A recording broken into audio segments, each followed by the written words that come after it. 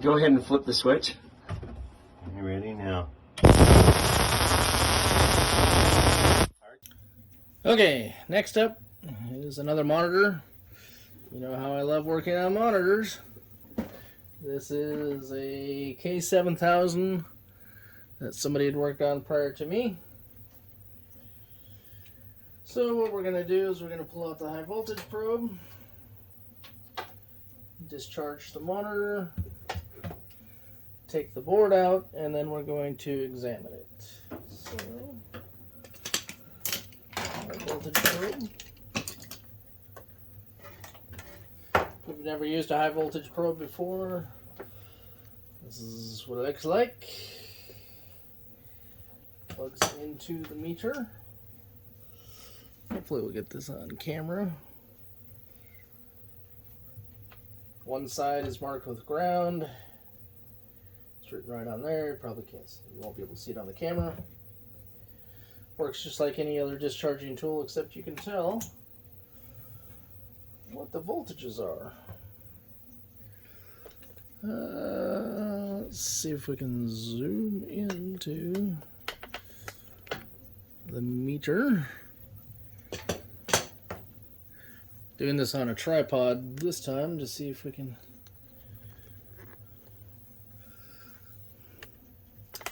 You know what, if we zoom back out, I'm going to move that monitor a little further back. Maybe you can see that better. Okay, then we'll zoom back in a little bit here. Well, actually, I'm going to zoom out so you can see what I'm doing. Raise it up a tiny bit.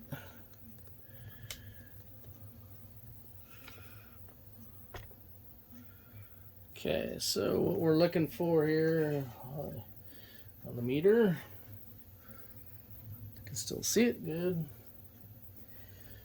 You can hook the ground up to the frame somewhere, as long as it's got a good connection. And then we put the voltage probe underneath this. And we have 0 volts, so this is discharged.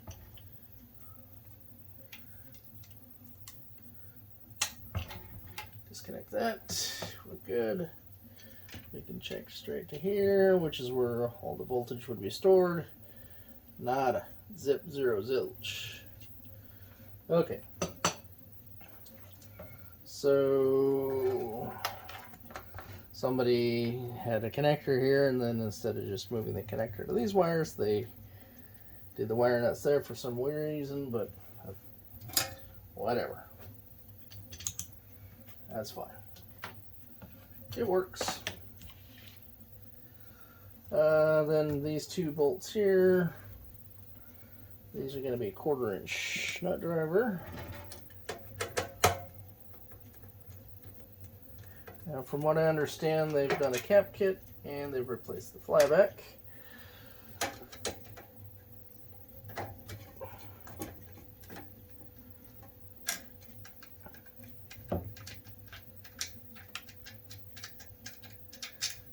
Alright, 2 screws to hold that in.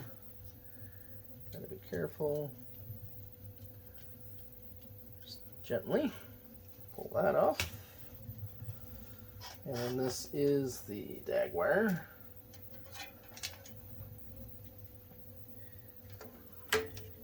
Then we've got the degaussing coil.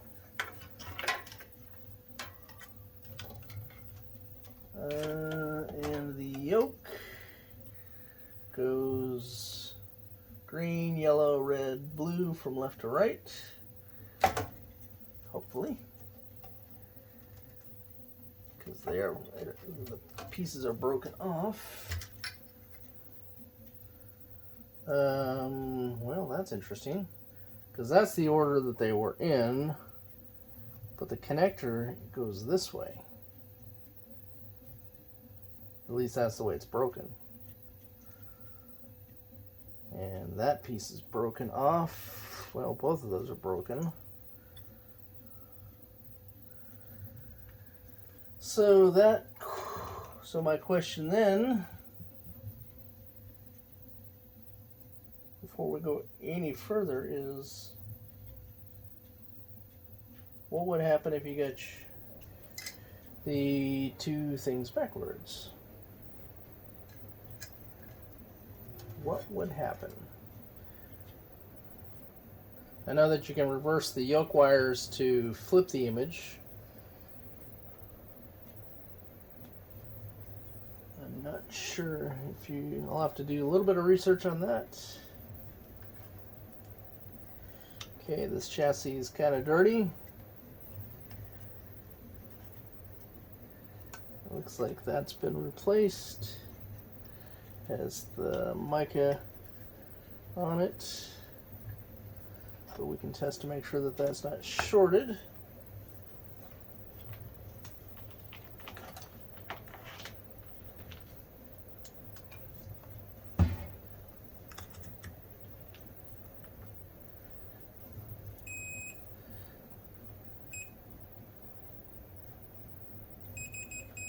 Okay, the screw is, which is fine. The back is not.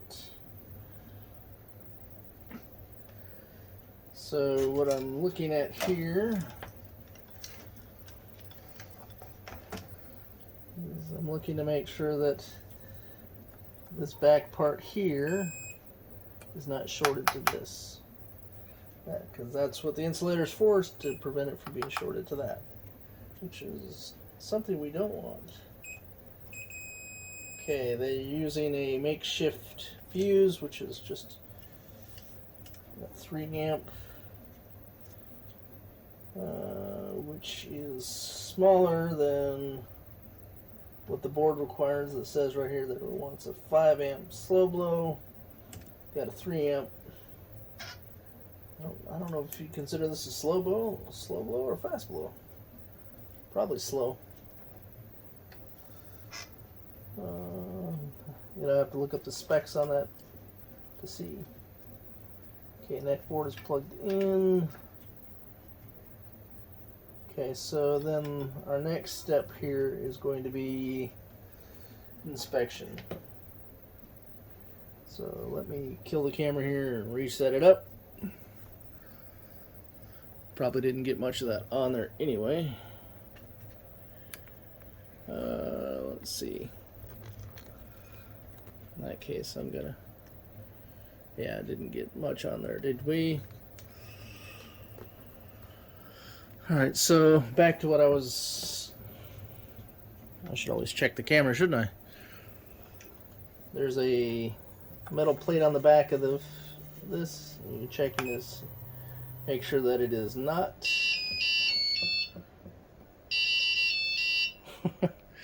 Another 3D print done. Okay. It's not shorted. So we're good to go on that. So I'm gonna, now I will actually stop the camera and set it up on the bench so that we can start looking. Okay, we're back on the bench. You may notice a little bit of blue tape on the table here. That's just kind of a cheat for me to know that as long as it doesn't go below here or past that way, I'm still in frame for the camera. Hopefully that makes it easier for everybody to see what the heck I'm doing. Okay.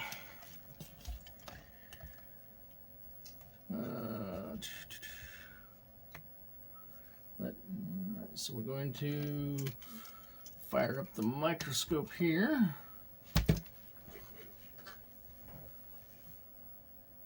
And start taking a look at what we've got.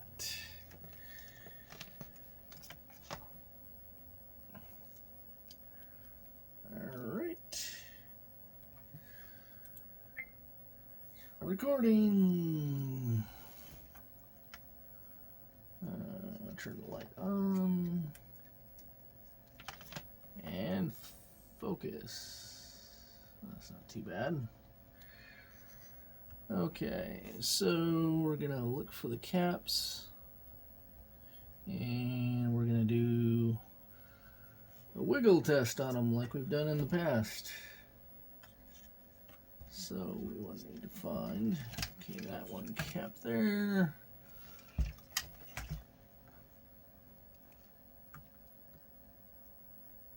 Nothing wiggling there. Two little ones here. Those look pretty solid.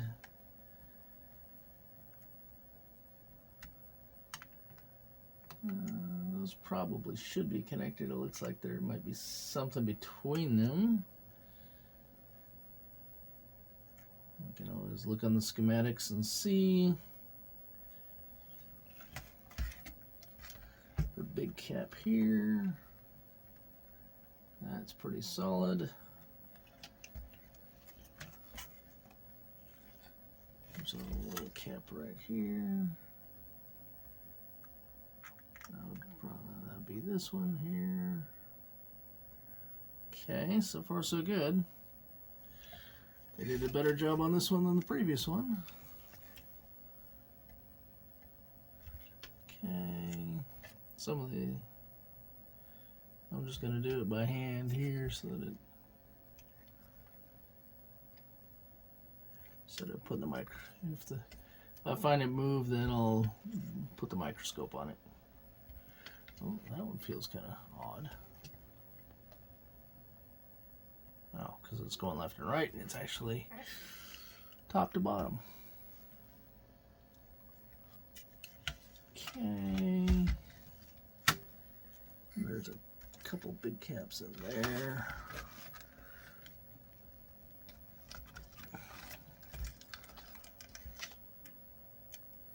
Alright, so it feels like they did a good job on the caps that time as far as not breaking any traces. However, looks like we've got some rework up here. They lifted some pads or something up here, and they had to bend some pins over and resolder.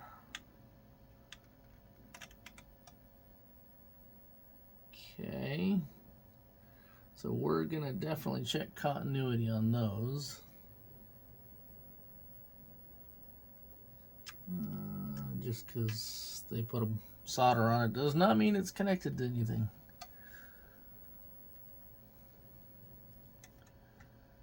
Looks like copper was maybe a little bit was scraped off of that one.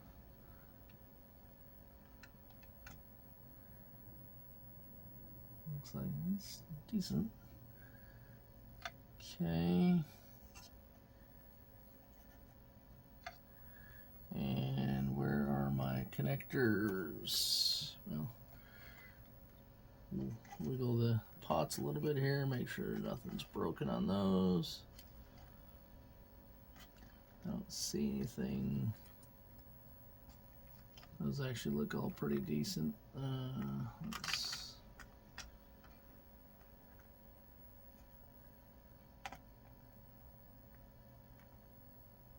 Everything's looking like it's supposed to. Alright, and let's check out the flyback.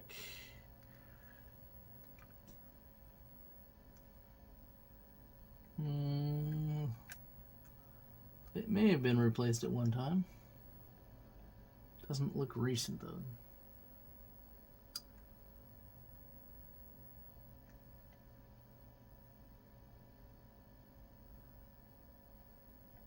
But it definitely looks like it's been replaced. Okay, so the only thing that really concerns me is that. Just gotta make sure we got continuity.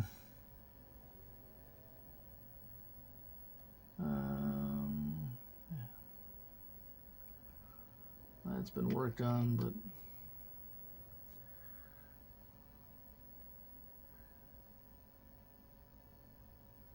from what I'm told, the monitor came on and ran for a little while and then just decided to die. Alright, let's find my video input connectors. Those are going to be right here on this edge. Those actually look pretty solid.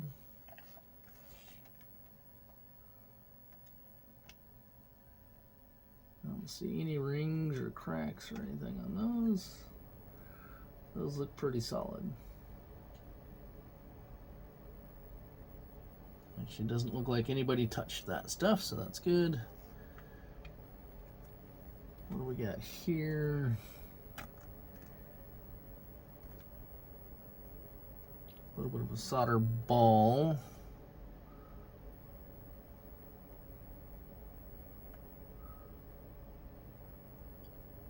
Where's the turn my iron on here.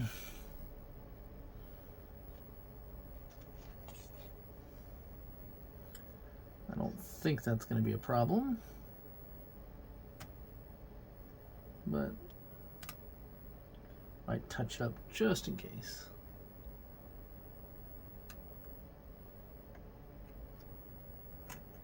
A little bit of a solder ball there, not horrible.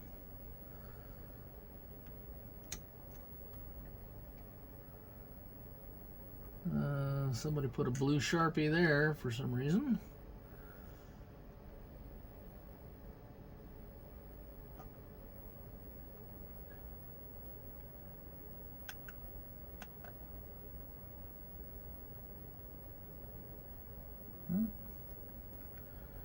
Anything on the IC? Nothing. Nothing that stands out, at least. It's all pretty decent looking. This is another header. This is another header.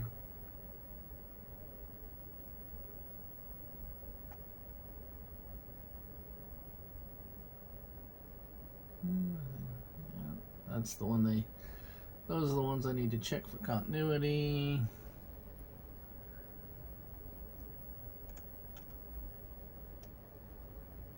Those look fine. What about these?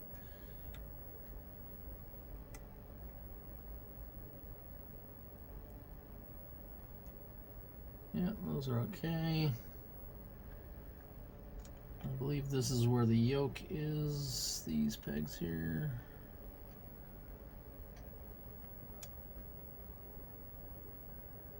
Definitely gonna have to figure out which yoke wires go where. Because if that was put on wrong, that'll cause all sorts of problems.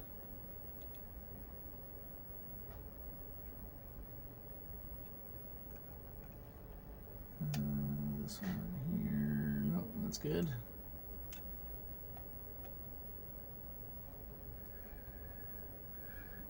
If there are any cracks on this, they're going to be super subtle.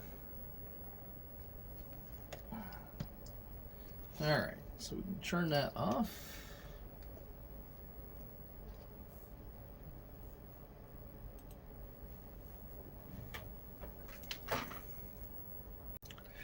Alright, let's do the touch up on that one pin, which was, where was that? I think it was that one right there.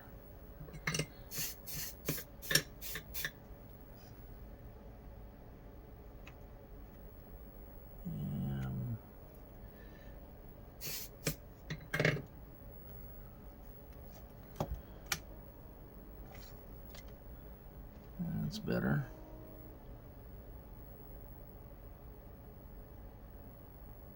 Don't like it when they're balls. They need to look like tiny little Hershey Kisses.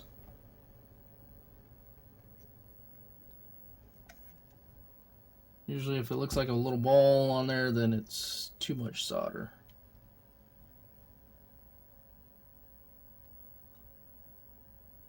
Or they didn't float well enough. Or both. I think that's the only one that was bugging me, so. Alright, now we'll go back to continuity.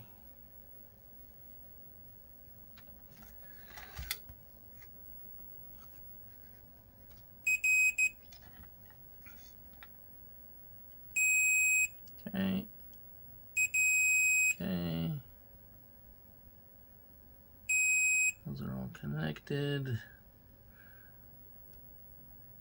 Hopefully those are all supposed to be connected. It definitely looks like it. So we got this to this.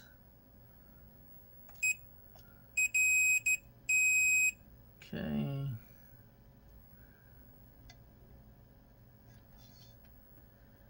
Everything else appeared to be good.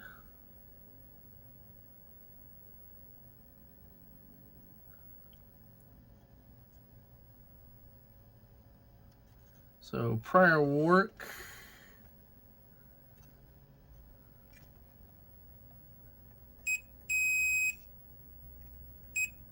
Little extra blob on there. That actually looks factory. Okay. So let me look up the manual here for this particular model, and then we'll look at how the yoke is supposed to be hooked up. Okay. This definitely appears to be a K7000. I found a little information on the yoke, but I'm still going to do a little more research on it. In the meantime, I'm going to go through the K7000 checklist that I put together from Mike's Amateur Arcade Monitor Repair. Basically, I sat and watched a ton of his videos, and I made a checklist based on what he checks, and hopefully it's correct. So we're gonna start with the simple stuff. As soon as I can find all of it. And the fuse I'm just going to skip as the first check because it's got the that. Oh, and before I forget, it looked like it was a 5 amp, but it's actually a 1.5 amp. I missed the one because I was looking at it at an angle and I didn't see the 1 point. So it's 1.5 amp, and I don't have any 1.5 amps, so I'm going to have to order some of those fuses. 3 amp, that's double. I don't like doing, I don't want to test this with that. Oh, would you look at that? I just saw something too. Ta-da. Oh boy. I'm gonna see if we can get this on video. I just noticed that. That is, I doubt it's the monitor's problem, but it is definitely something that needs to be fixed. But come on, focus. That trace right there is definitely pulled up.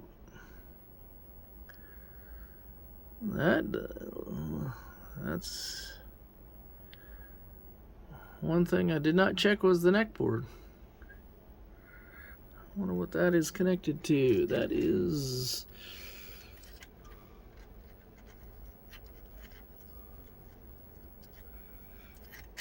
I mean, it's still connected, it looks like.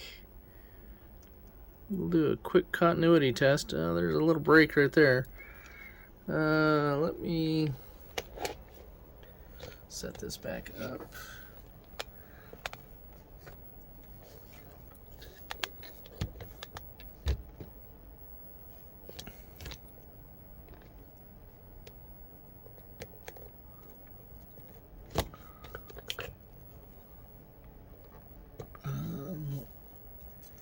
Turn this. I'll definitely want to fix that, but I don't think it's the problem that they were running into.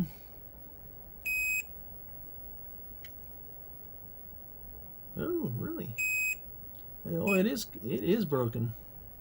And that is, I believe that's this transistor right here.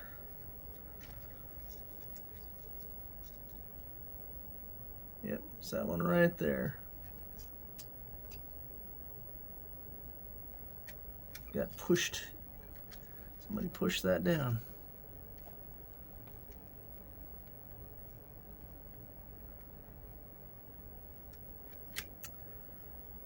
interesting.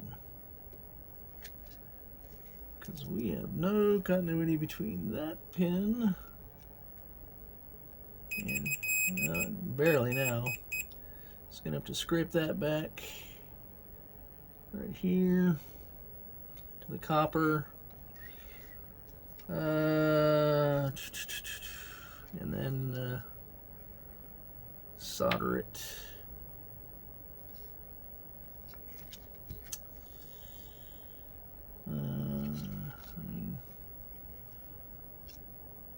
That's original. Nobody's replaced it or anything, so something just smashed it through.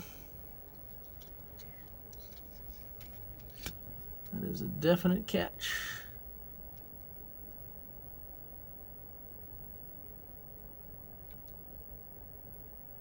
And that's probably one of the colors, which that's Q202. I'll have to look on the schematics to see which color that is. This is kind of bent, whacked over.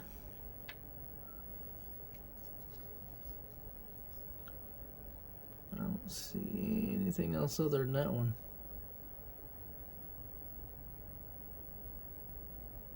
Crazy how something like that can happen. Well, what the heck, let's fix it right now.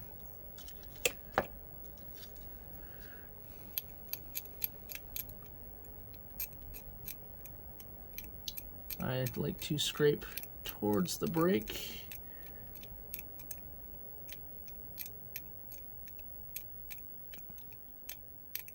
So that I don't accidentally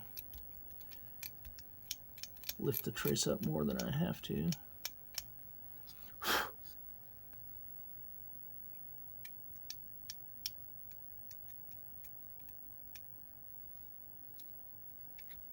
Turn my iron on.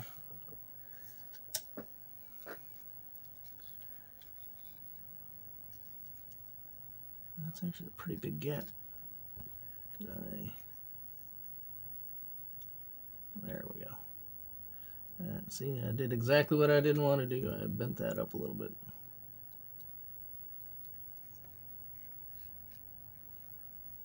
A little bit of solder.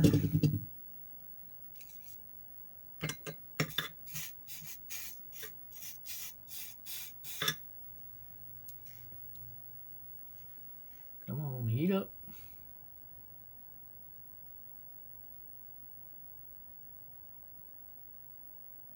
Okay.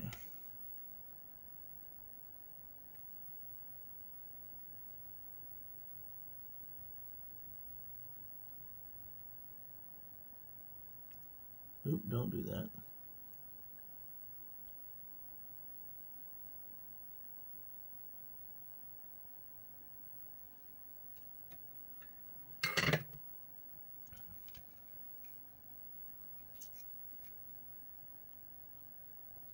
All right.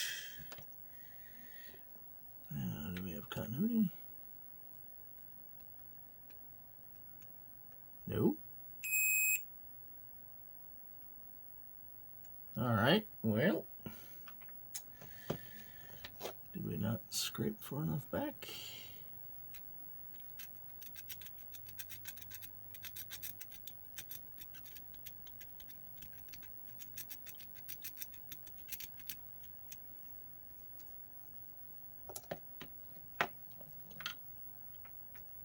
Continuity to here, but not to here. So we need more solder there. Might have to put a jumper there.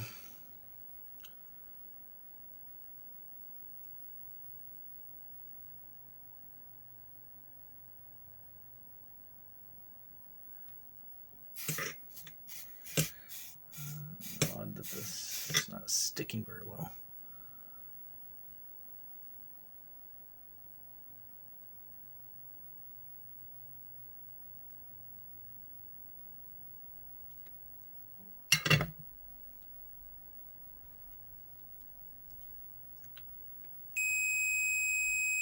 There we go.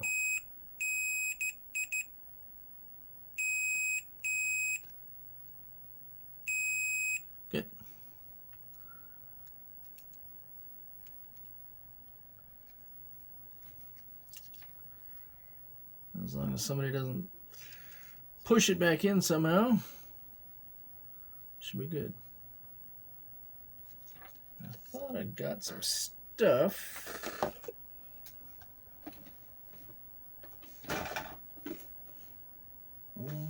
I don't know what I did with it. It was like fingernail polish or something to put over the top of it to kind of stick it in place and protect it. I hid it somewhere, someplace safe. I'll have to find it later. But that was definitely a problem.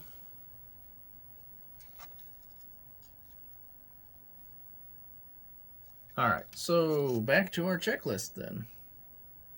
Ooh, that looks kind of crispy.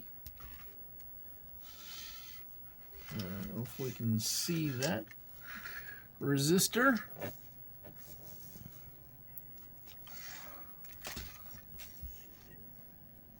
Looks a little charred on the side there.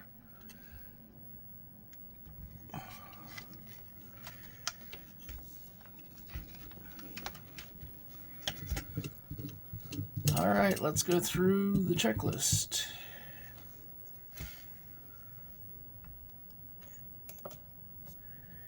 Until I know where all these parts are, I'm going to be testing from as much from the top as possible. I know that Mike seems to test from the bottom, but that's because he knows these things inside and out. He's probably done a million of these things. R103, that's R104. Okay, so R104, that's the crispy one. Set my meter to ohms.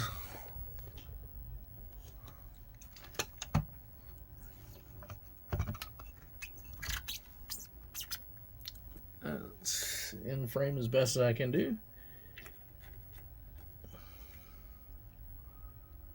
15.3, it's close enough to 15. Which one is this? This is, well, it's 3.9. So I bet you that's R103. Probably should clean this board off a little bit too. It's a little, no, that one is R89. That should be 3.9. Yes.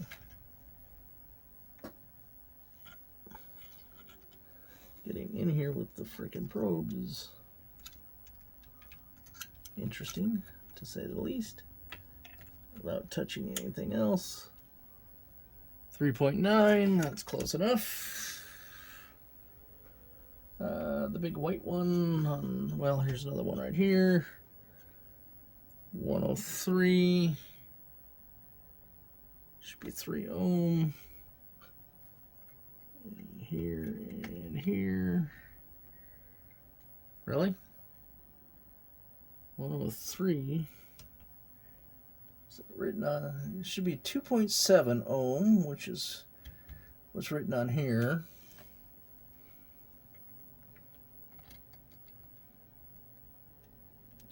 But we're getting 135K. It's in circuit, but if it's batted, would have to take one leg out. That is a weird mounting. We'd have to take one leg out to test it. So we're going to come back to that one.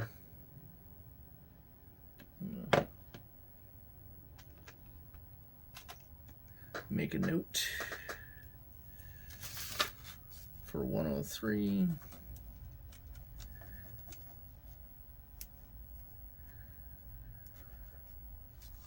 Okay, that pen is dead.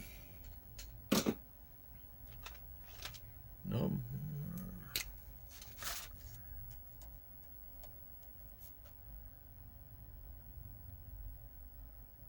That one was, well, that. Actually, that was higher, way higher than it was supposed to be, right? It's supposed to be 3 ohm, right? Yeah, 2.7 ohm.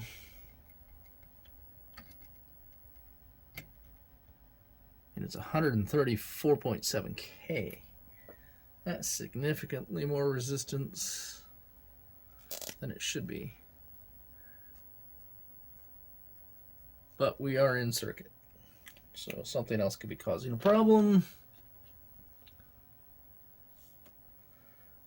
Okay, so 104 we did, 101. If I was 101, are you 101 over here? That one is a 220 ohm.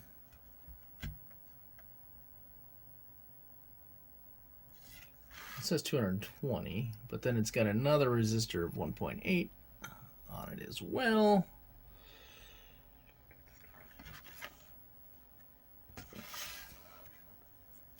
So where do these two wires go down? Right next to the hole. And I bet it's that one. Yep. Alright, so then it's got to be these two. 5.7. What is that supposed to be? Kind of wish they were labeled on the bottom. Would make life a little easier.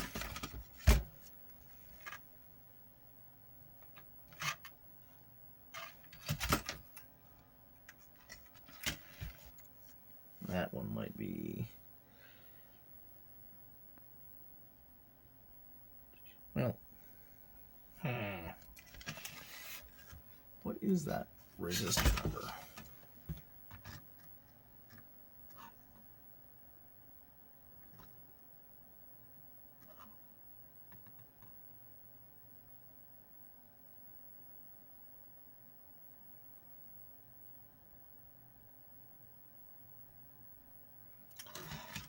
Should be...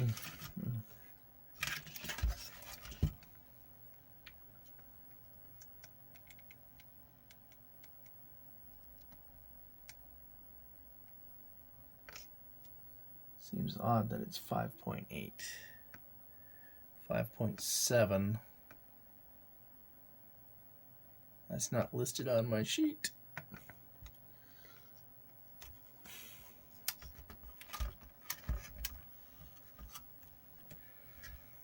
We'll come back to that one as well. Gotta figure out what that one is. The number on it.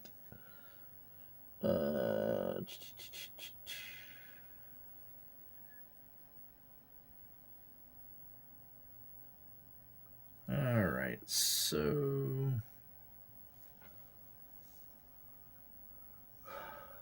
diodes D19, D20, these here. Let's put us in diode mode. Am I not? Oh, wrong one. That's capacitance. Diode. Alright.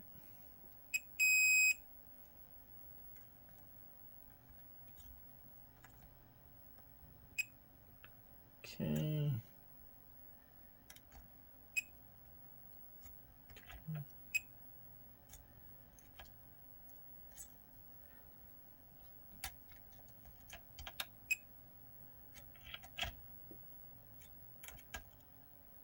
All right. All the diodes seem to check out. We're in circuit again, so... But I think he does most of his checks in circuit too, so... 23 and 24. There'll be two all by themselves somewhere, huh?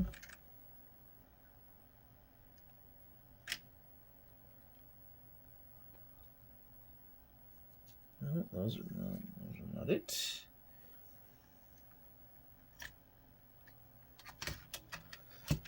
And where's Waldo?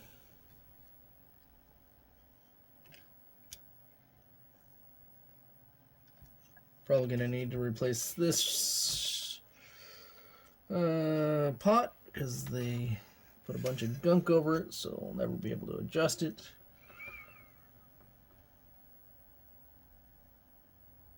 Okay, R101. I thought I saw R101 on there. R101 is this big blue one. Put that back on.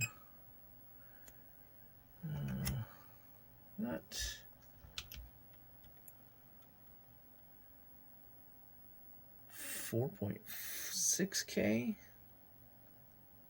It's supposed to be a 5K. Come on.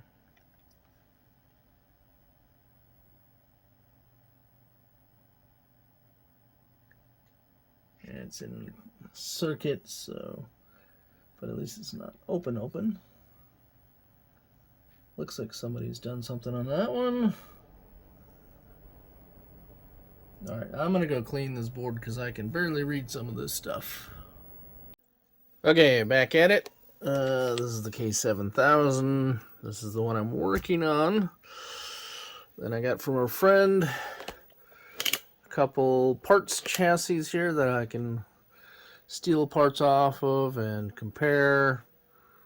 And hopefully between the two of these I'll have enough spare parts to fix this one here.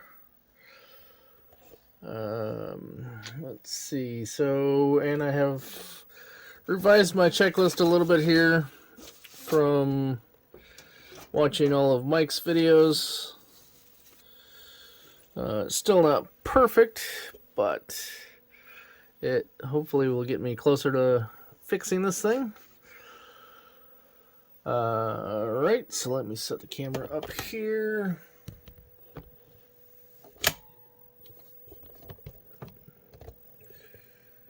Make sure everything's in frame and somewhat straight.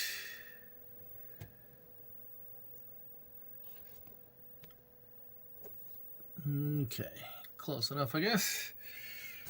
Let's go ahead and we're going to turn my other camera on.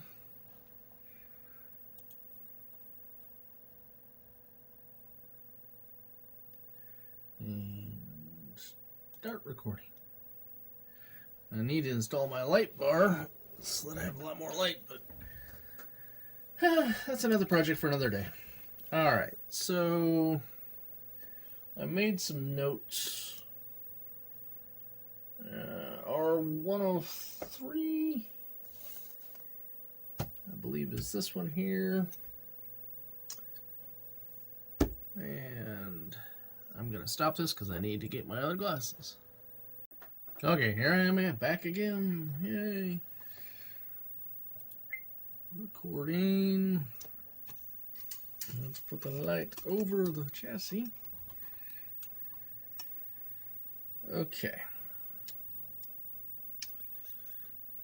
This is R103, which is supposed to be 3 ohms. Well, according to the markings on it, it should be 2.7 ohms. It's a 7-watt resistor. So we're going to go ahead and turn this to resistance. And we're going to check here and here. And I will actually, let's turn this so that the other camera can see it. And I can see it on the screen. Come on.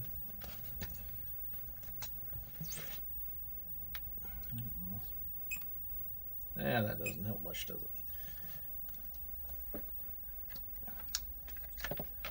it? Oh. Well, hopefully that's good enough to see. There's a bit of a reflection. Maybe if I put the light over like that, that's a little easy there. That makes it a little easier to see. Okay. And as you can see, that is not 2.7 ohms. So what we do is we're going to grab one of the parts chassis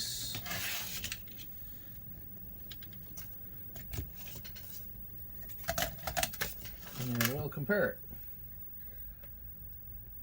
There. 2.8. That's close enough to 2. Yeah, that's close enough to 2.7. So just that is bad. or, well, we'll pull it out of the circuit and test it again, but more than likely it's going to be bad. Okay, then 104, which is this one here, should be, according to this, it should be 15 ohm, 15.3, that's close enough, so we say that's good. 101, I believe, see, I haven't learned where everything's at here. Where is 101? Might be easier to spot on the other.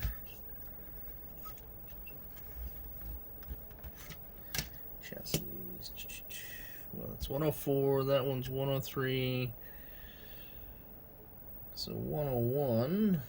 That is 97. 97 is on our list, so let's go ahead and do that one. That one's supposed to be 270 ohms. 270.9, that's close enough. What's the next? Oh, R101. Here's R101. R101 should be 5K. That's a little high, but again, we'll get the spare chassis over here. R101's missing from that spare chassis, so can't take that one. And what about this spare chassis? Yep, there's R101. So R101 here, 6 when it should be 5-ish.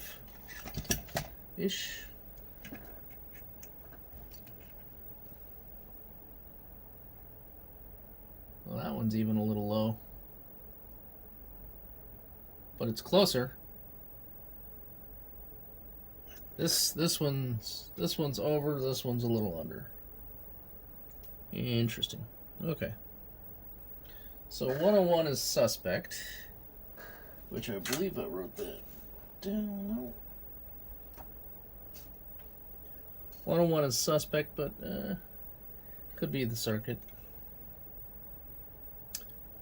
Okay, so next, we'll just go ahead and leave that spare chassis there. I should probably just get out my pen and mark these off. So 103 was bad, 104 is good, that one's questionable, that one was good.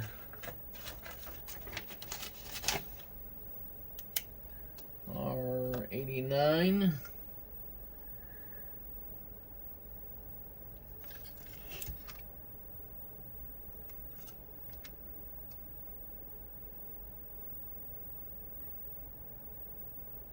Yeah, R89 is what I'm looking for. That's 98.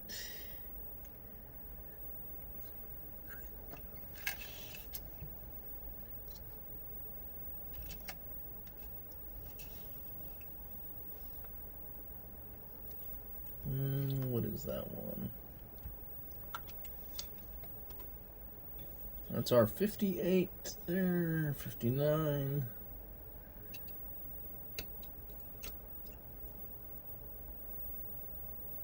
That's R88. Okay, R88. We'll go to that one. That one should be 1.8 ohms, which... Now that's got to be a 1.8K because it's written on the resistor as 1.8K. So let's see which is correct. Yeah, 1.9K, 1.8. So I need to change my note to say K. Wait, is that 88 or what was that? Yeah, that was 88. So that should be 1.8K on that one, and we'll call that one good. 96. So This is 97. I'm gonna break out the good light.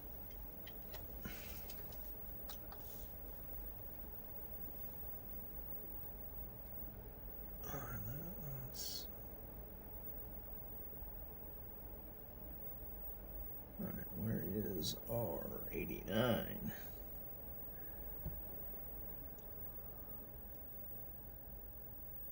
R86 is one of them.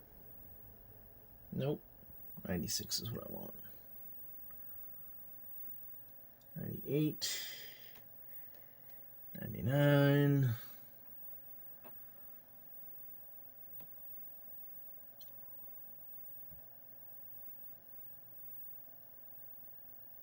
Alright, let's look on the other spare chassis, because it seems to be missing a lot of parts, and maybe that'll help me find it.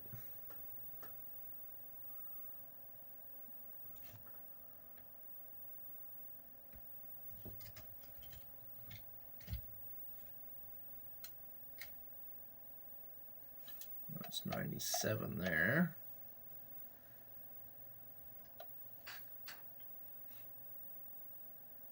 I want 96.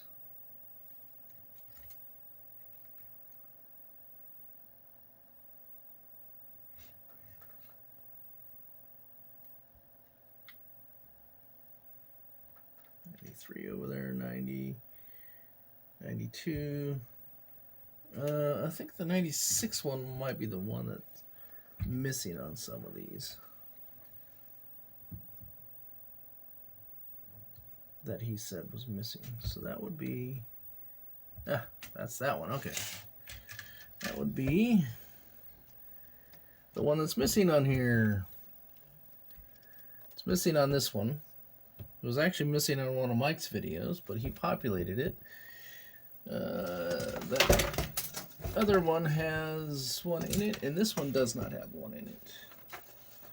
So four of them don't have it. And maybe that is a upgrade or something that they did. Don't know. So we're going to mark that as missing.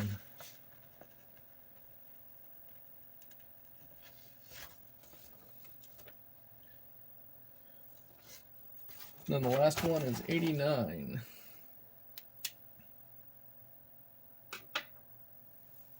Okay, 89, where are you?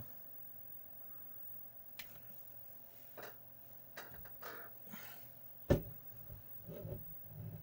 going to have all these memorized by the time I'm done, right? Probably not. Well, that's 88.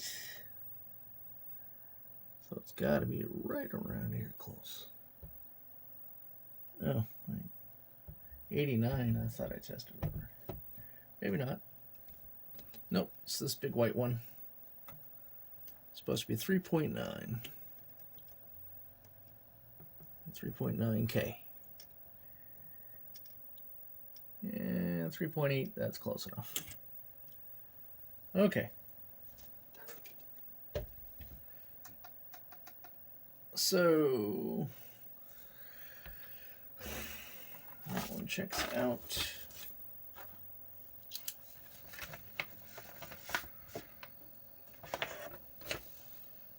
All right, diodes.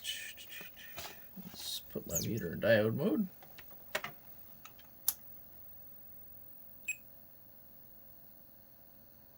Yep, we're in diode mode.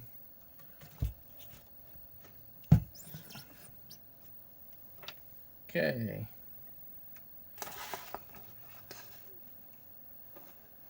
D18, 19, so 18 through 24. And I know that several of them are here. Okay, so let's put that back in the camera view, since I took it out of the camera view before. So we got 19, 20, 21, 22, 23, 24, and then there should be an 18 someplace.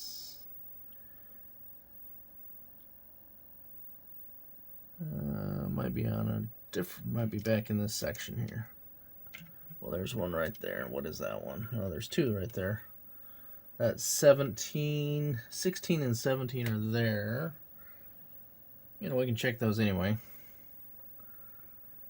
So there should be another diode between here and here someplace. Theoretically. Alright. Well, let's just start checking.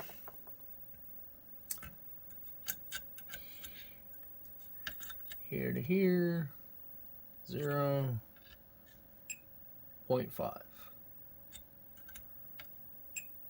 0.5. Nothing. 0.5.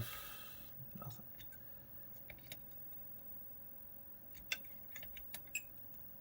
Okay.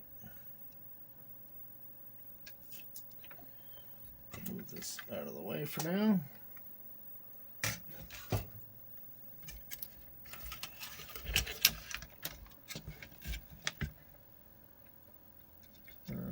Push that out of the way so I can get to it. 0.4. Come on. 0.4. And there should be nothing this way. Okay. Did I test those? Probably.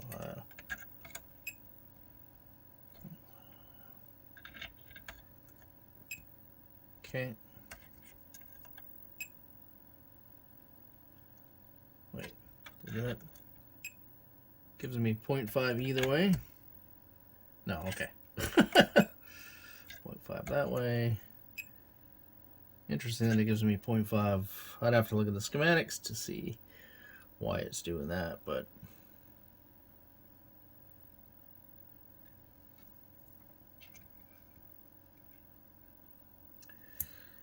okay, so I have no idea where D18 is.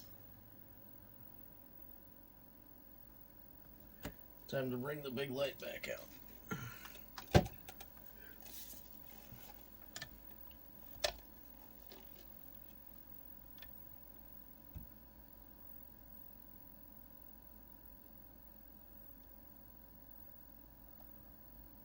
All right, anybody see D18? Shout it out.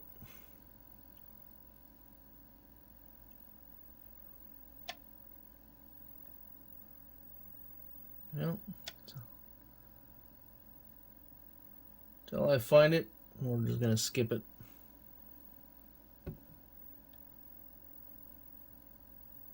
You would think it would stand out, being a diode, but it is not.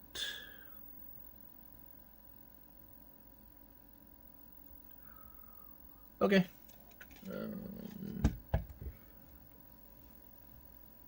Next.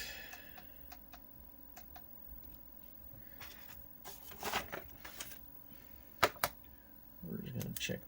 I don't know where D18 is, so that one's good, that one's good, that one's good, that one's good, that one's good, and that one is good. Fuse is missing, but I'm going to put a new one in anyway. So we'll say that's good. Hot. That is this one, I believe. Mounted near the flyback.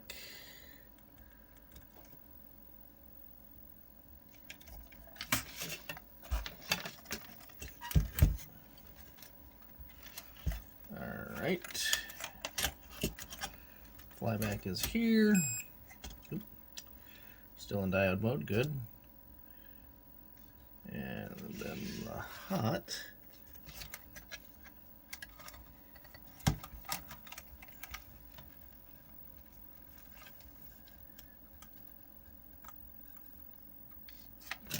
So we have 3 legs, 1 behind the hole and 2 on the. All right, 1 behind the hole. So these 3 here looks like. We're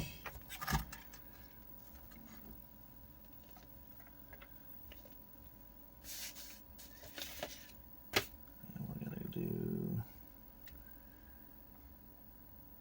All right, that one. So that to that. Oh, come on. Nothing.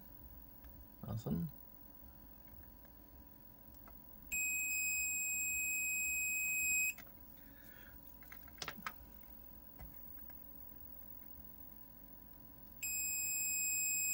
Yeah, I think the hot, yeah, 0.5 there, 0.5 there. Yeah, negative on base. Red on should be 0.5, which that is, and then 0.5. So I think our hot is good. At least in that initial test, we're going to call it good.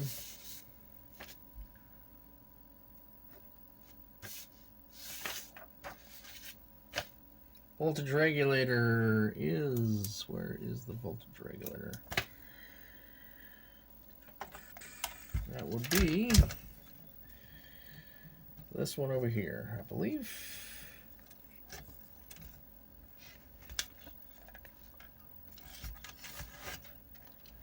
And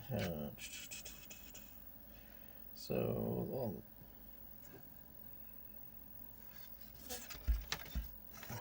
it's okay, that's interesting. Really? Let me look at the other one. Looks like it's missing a leg, but that may be normal.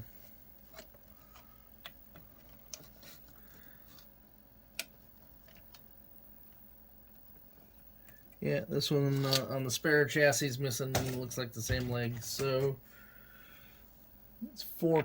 That's kind of weird that it looks like it has an extra leg. All right. So pin 1.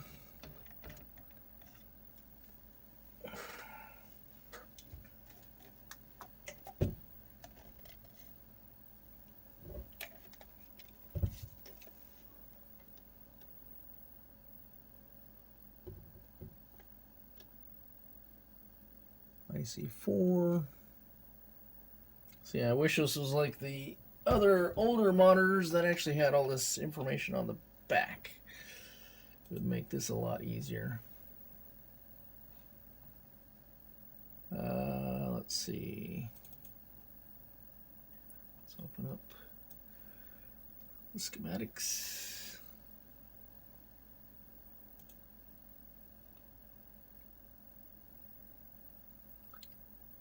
And we're looking at the board layout. IC4.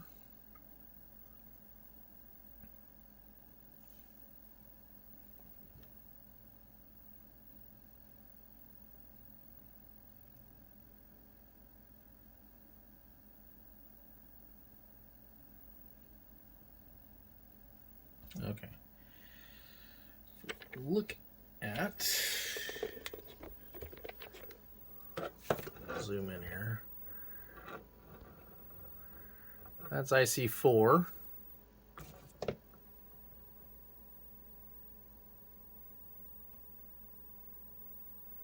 If I can hold that steady there, and pin 1 is on the right. So down here,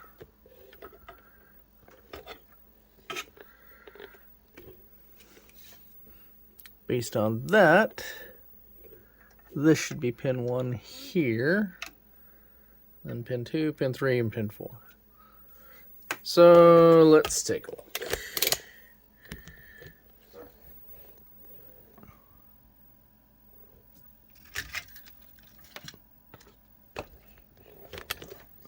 Back to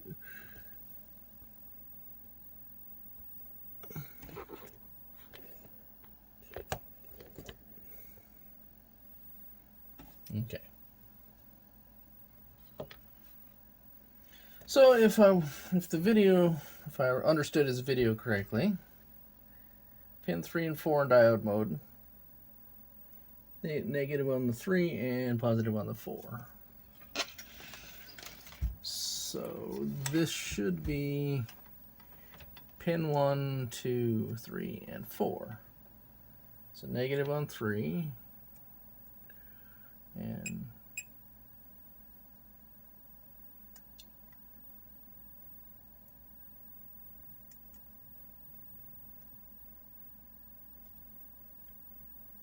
nothing.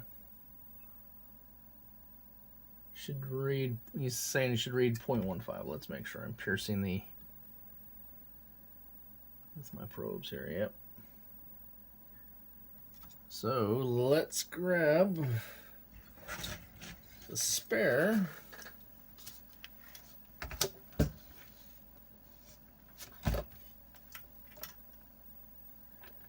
Now we're assuming that this works.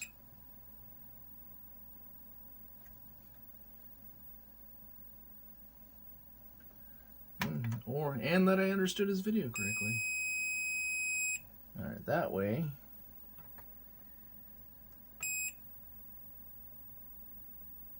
Well, that's interesting. I must have misunderstood his video or something. Or it's charging up or it's doing something. It's in circuit, so diode mode probably is not the most accurate test for that particular part. But, you know, who knows?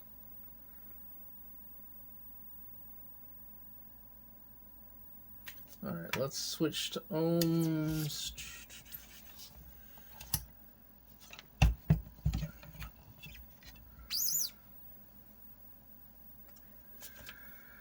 Red and blue wires, and those come in.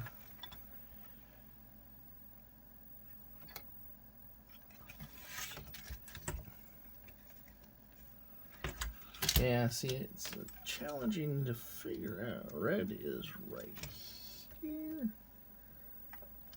And blue. So it should be red and blue, should be like right here and here. See, now that's 5.7 ohms, and that should be 180. Let go. We're going to test it up here as well. Don't know if that's going to show up on camera very well, but we'll do what we can. Test it here. 5.7. All right.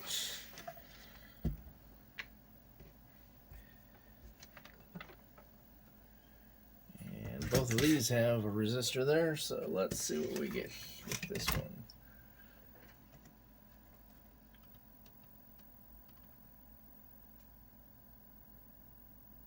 one. $196, that's a lot closer to 180 than that one was.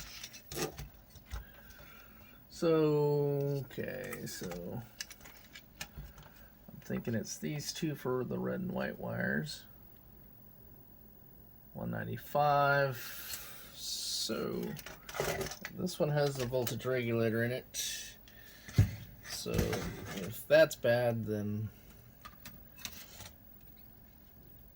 all right. And this one here.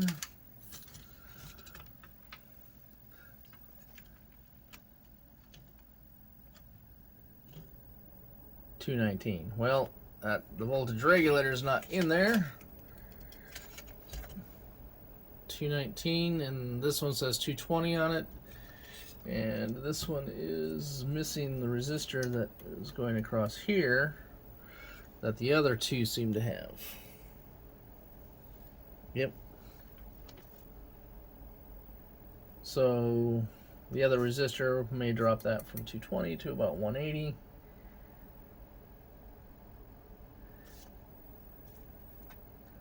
Or it says, yeah, my note says 200 ohms as well. So we're going to steal the voltage regulator off of that one chassis. We're going to steal the resistor off one of those chassis. So I think this is questionable.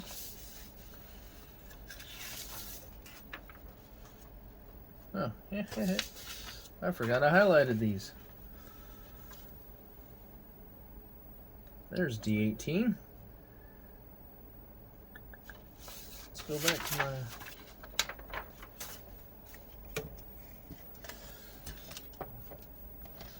I forgot I used the highlighter on those. That, oh yes, okay. That's why, it's because it's hidden behind that.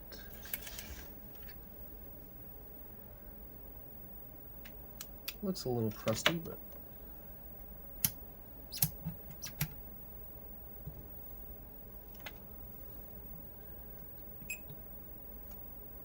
that should be diode mode.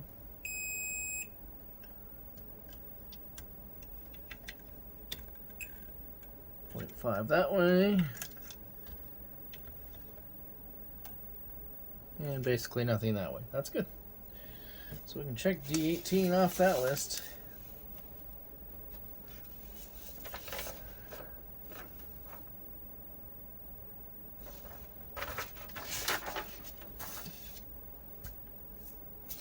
Yeah, that's on the other page. Well, it's a critical component. It's good. C36 test and diode mode. And I think the C36 is this big green cap in here, or it's, yeah, that's C38 there. So it's saying that it should not be shorted. And that is, where is that? Is that here? No. Alright, can I get to it from this side?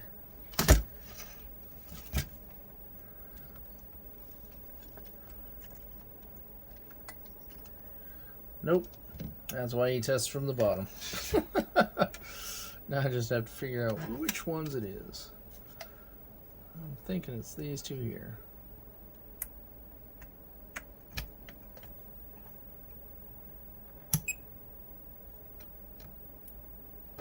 Am I not in the right one? Oh.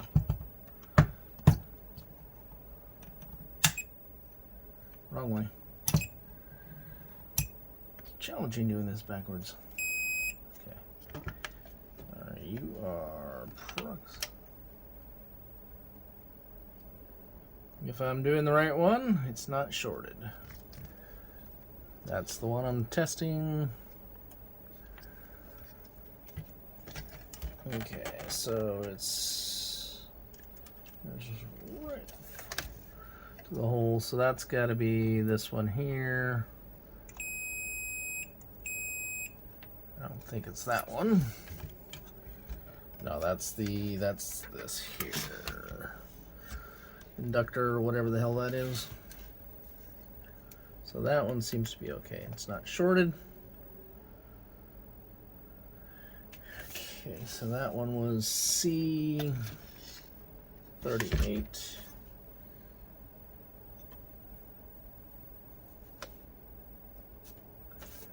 And then C36 in diode mode, and that is the 4-pin, so it's below that. And it's got to be these 4 pins right here.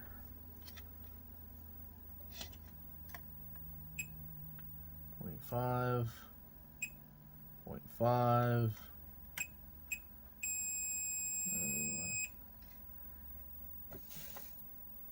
Bottom 2 shorted.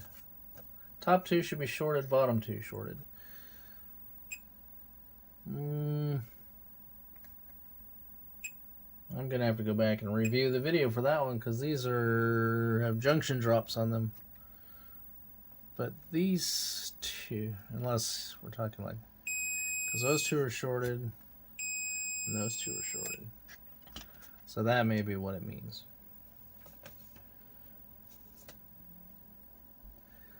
So for our purposes, I'm just going to assume that that one's okay. If we fire it up and it doesn't work, then we'll check it again. Okay. So I need to replace this. Replace that. I'm pretty sure that's it. Let me check. And then if I have an R96 on the other one, I have an R96 on one of the spare chassis. I'm going to take that one and put it in here. And 101, I bet you that's 101, right?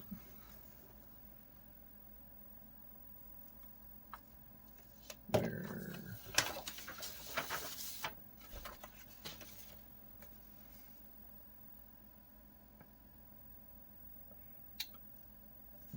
Four.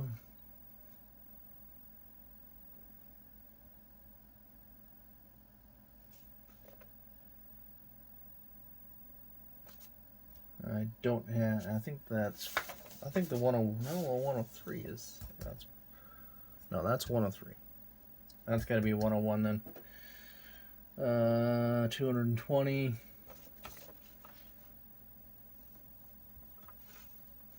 No, it's supposed to be 5K. Alright, what did I do with it? There it is. It's right by C57.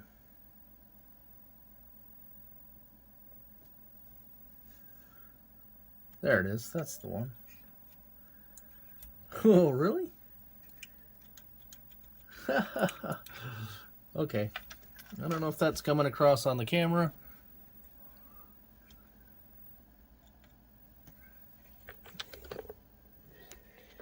Let's see if we can zoom in on that. This is R101. That shouldn't move like that.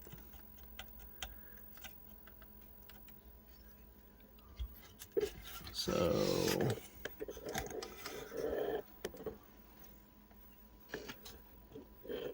there it is.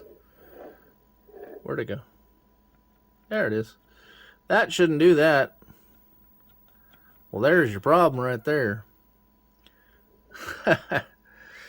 That's one of the problems. All right. That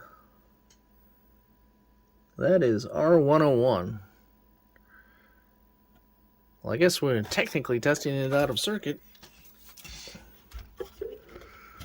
R101, according to this, should be 5K. Is it labeled on there? I don't know.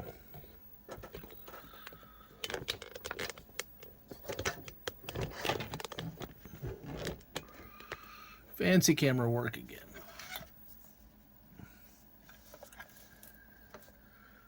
Let's put this in resistance. Find my probes.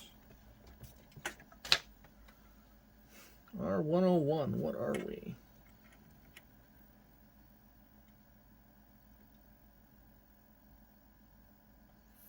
$4.6K, 4.8, 4.9, yeah, okay.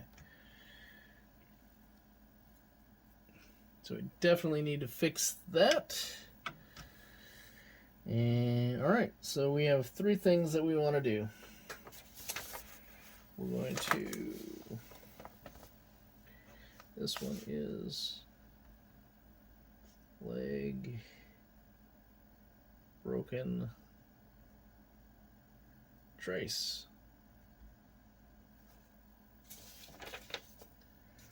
Okay. I think that's it that I want to test so far.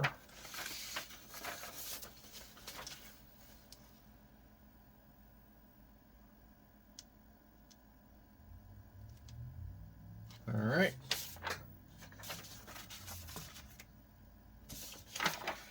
I'm going to stop the video here for a minute so I can get water for the soldering iron. And turn everything on. Okay, back. Everything's turned on. And we're going to start by removing. What do we want to remove first? The easiest thing is probably going to be this resistor in this corner. Famous last words, right? A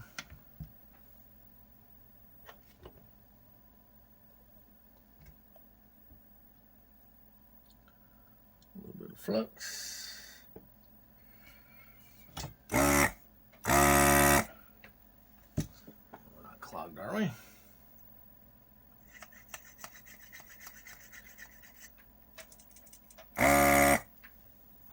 Find out here in a second. Yep. Alright, so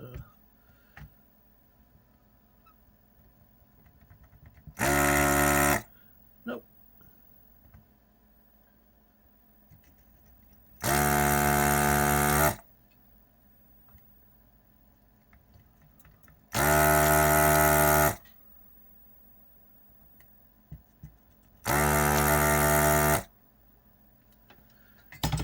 If I desolder too much, I can always resolder it.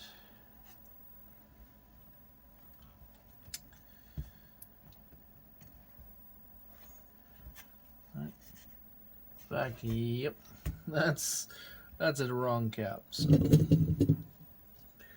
I bet. Alright, that one. Is there another? Yep. Alright.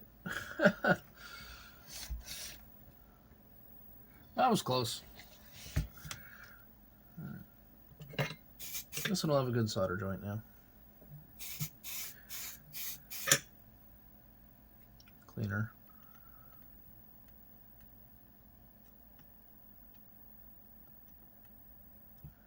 Okay.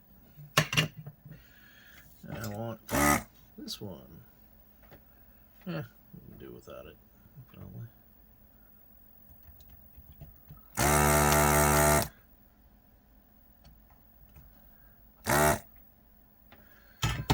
Alright, let's see how easy that's going to come out now.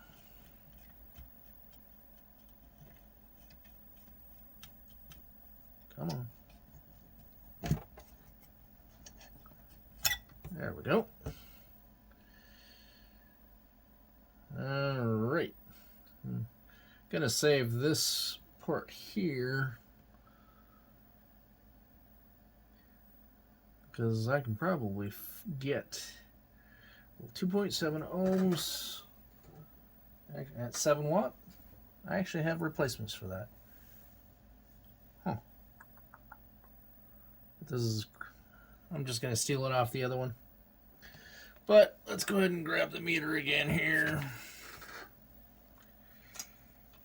Put it back into resistance. Now that it's out of circuit, if it tests good, that means that there's a different problem. Alright.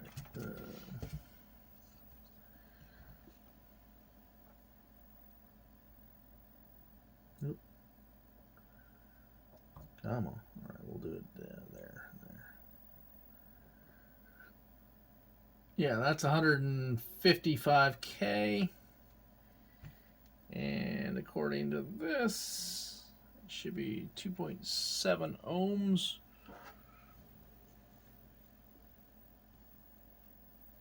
Can't tell if I'm getting it on camera or not. Probably not. There we go.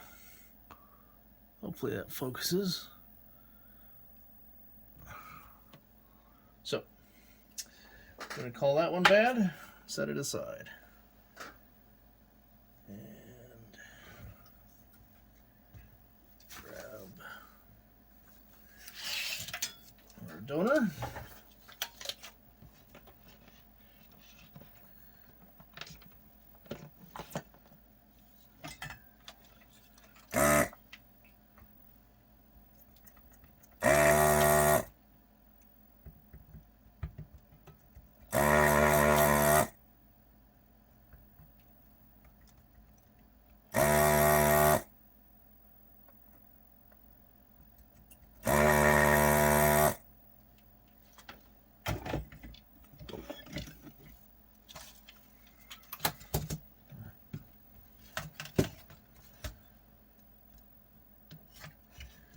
Did I do it again?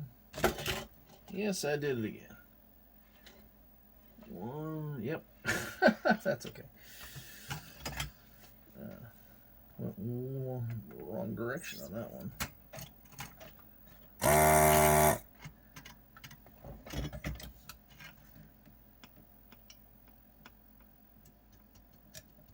Wiggle, wiggle, wiggle until it comes out.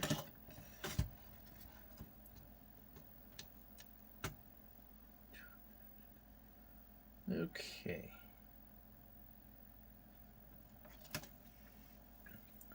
Set that on the side. Grab the probes. Here and here. Really? Why not piercing? There we go. 2.7, 2.8. Which is correct. Okay. Now in theory, this should only fit in one direction. Way to go. Smack the damn thing. Yep. It's a tripod. Okay, those go there. Get that in there. Ta-da.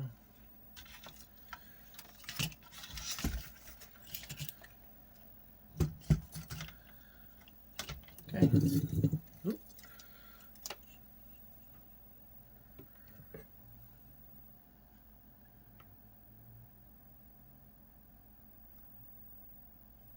Okay.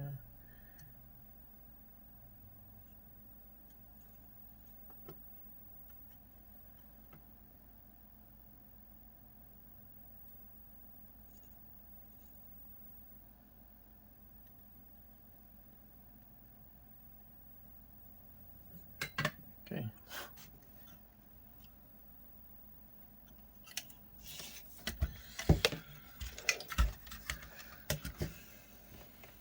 Test it again, just for giggles.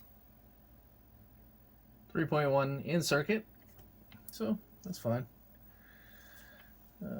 Okay, next one we wanted to do was, let's go ahead and do that one while we're thinking about it.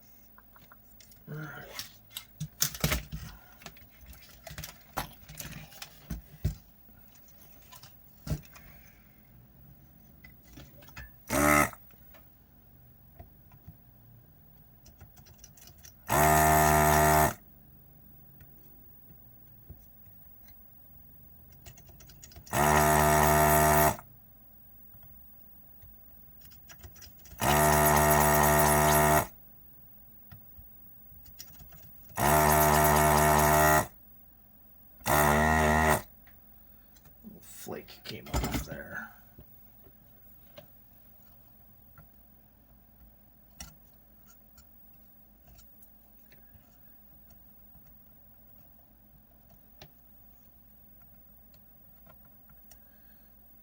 There we go. We don't want any solder splash. Okay, we need a Phillips screwdriver. Yep.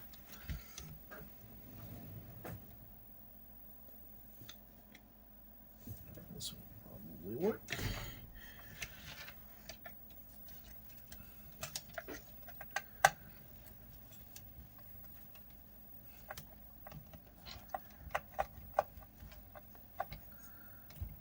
Gonna have to reuse the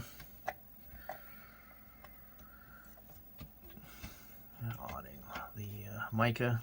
I don't have any replacement micas.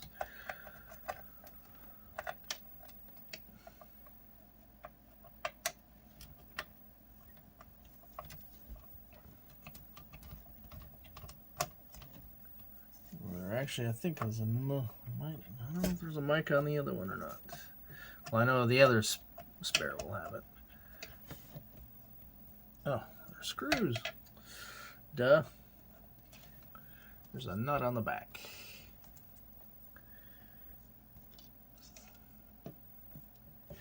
Come on out. Okay.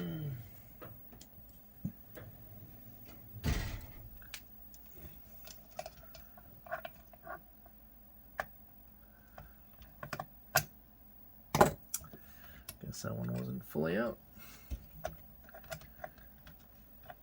Do it by hand. There we go. Deceptively long.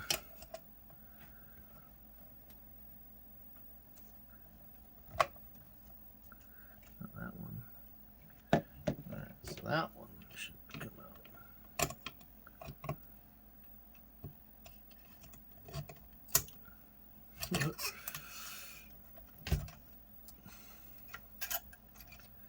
Yeah, see that leg there doesn't have a leg, but it's 5 legs, but it's actually 4. There's the mica. It's got a little bit of something on the back of it. That's probably part of the mica. We're gonna call this one Bass TR 3123. Doesn't look burnt or anything, but it failed our test. Set this one aside and get our donor.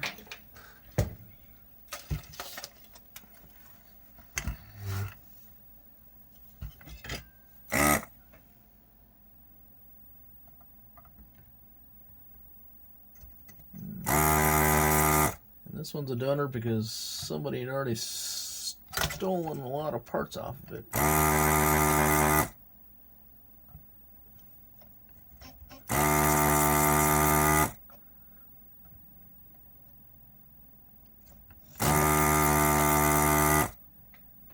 And the reason I'm stealing some of these parts is because I don't have them.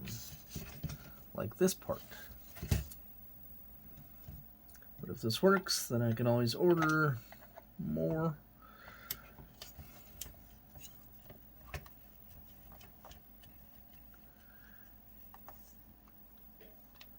Nut.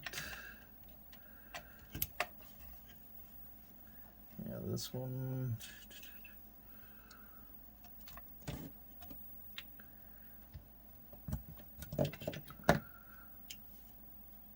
Come on.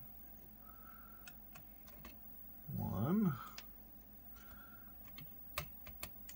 And that one looks like it actually has a pretty decent mic on it too. That actually looks like it has fresh fresh paste on it even. Interesting. Somebody had already replaced this one and this one. Didn't fix their problem, so they moved on.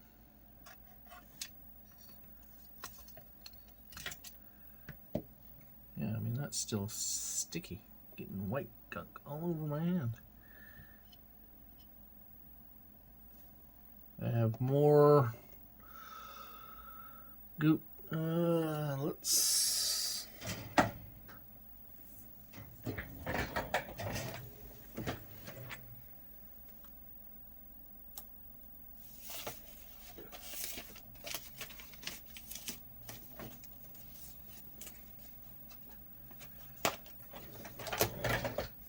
I have these little dots that I put on, that I can put on things. There, that's to indicate that that's the bad one, so I don't get them mixed up. Paper towels.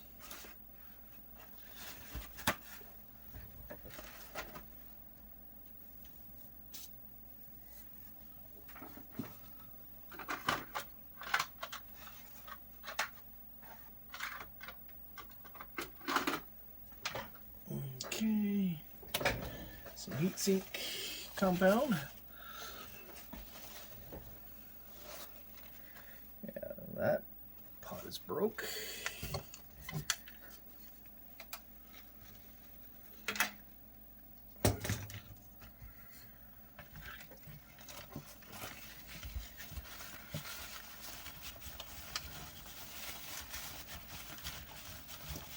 Clean off the gunk if we can.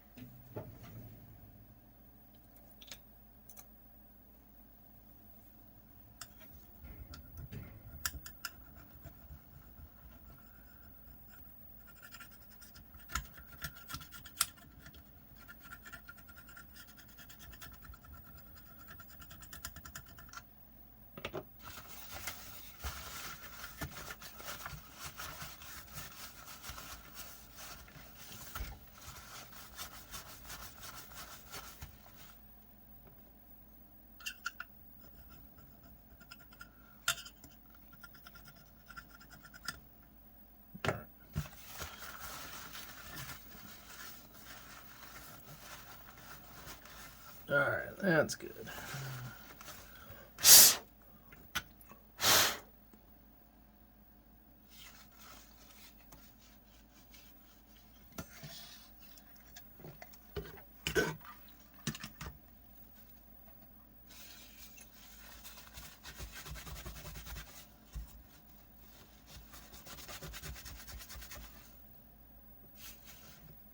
Let go.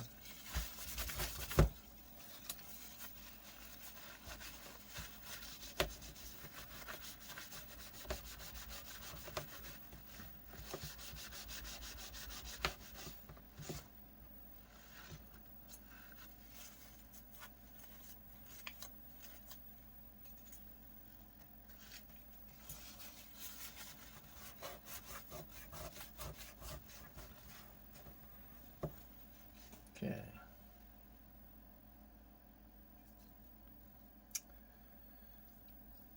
Well, that's gonna suck if this doesn't come off.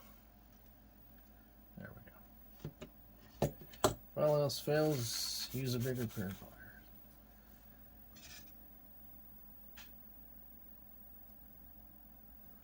Doesn't take a whole lot.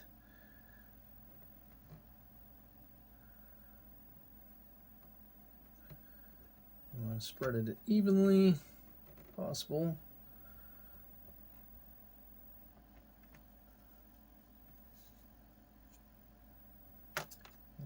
Is it this way? Or is it this way? Or does it make a difference? Does not appear to make a difference.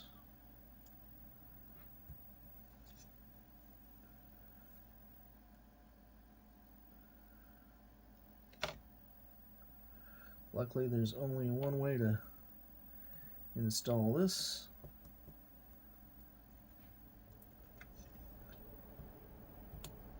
Yeah, we'll put a little more on that.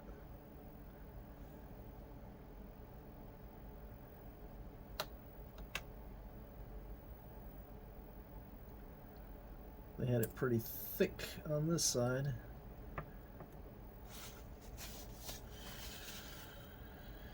Okay.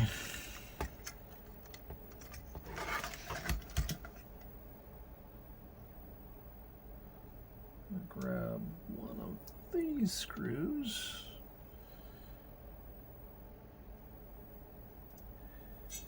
Oh, that's why I wanted to do that.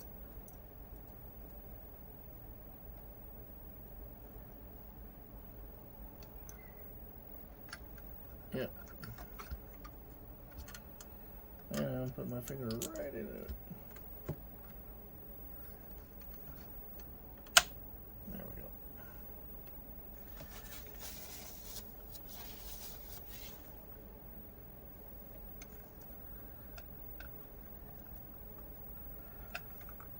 Alright, so I bolt it down first and then solder it so that nothing moves on me. And it's even as it's gonna be.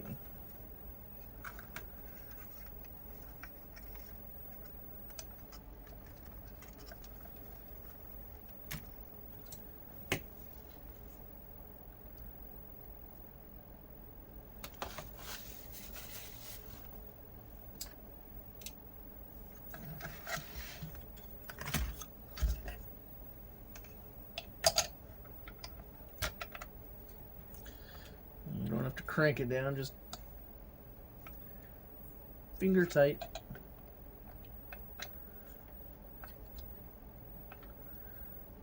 Crank it down too much, I mean, you might break something. Don't want to do that. Okay.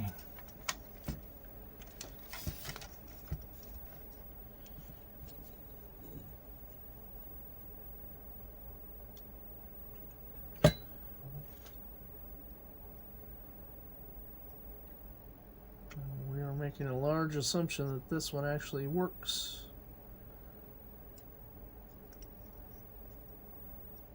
If it doesn't, we'll know pretty quick, I'm sure.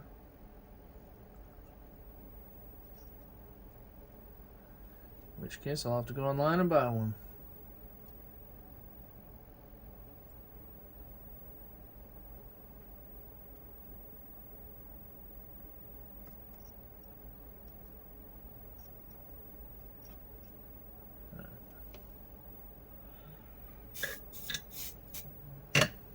Okay. Alright, what else did we say was bad? That resistor there, and then we're missing the other resistor.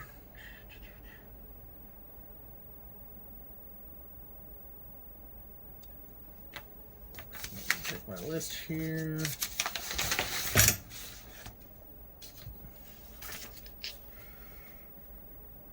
$103. That's that one. We replaced it. We'll do R96. Which one had the R96 on it? Looks like this one has the R96. Yep.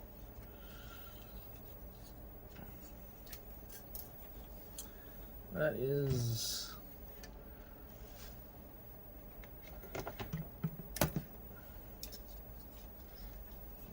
unhooked from my damn shirt.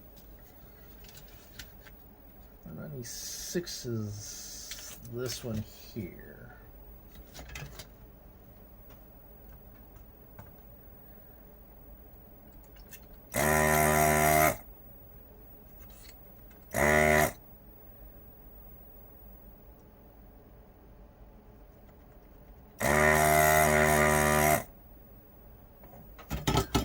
That's a bit more.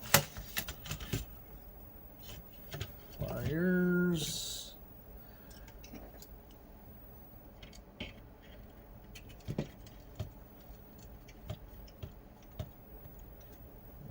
Probably not quite.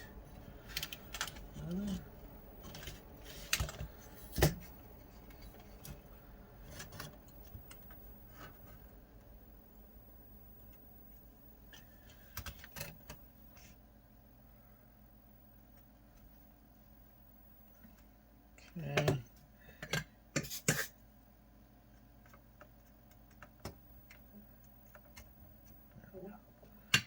It's good to have a flat edge on your soldering iron.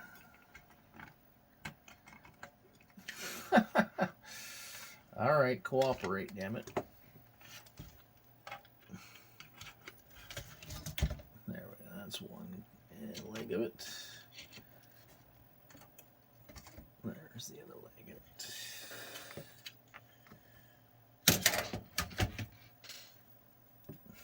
it. Ooh. This one may not be good. It's got a couple chunks.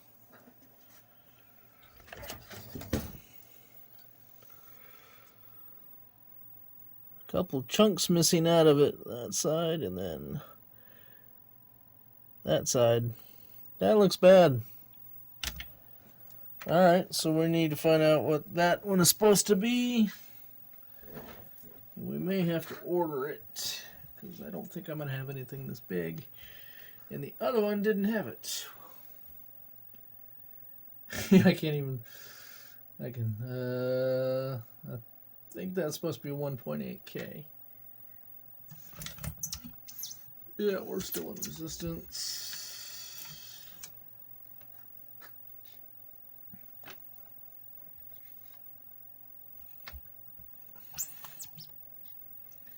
And what do we get?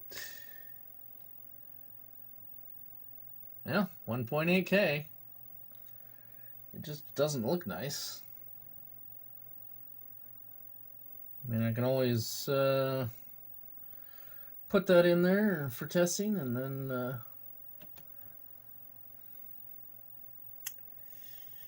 replace it later when the new part comes in. I think that's the part of the, yeah, I think it's flaking. Yeah, that's what it was. I don't think I did that with this, but I may have. Oh, yeah. Alright, that's what it was. Needle nose pliers scraped some of it off. We're going to go ahead and put it in.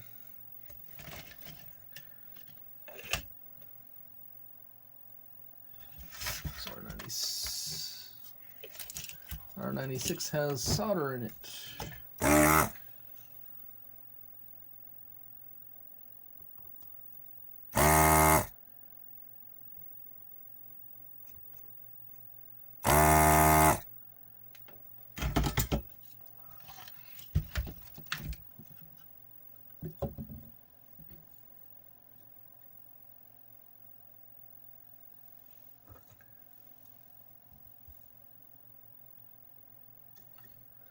So what probably happened is this thing probably got toasty warm.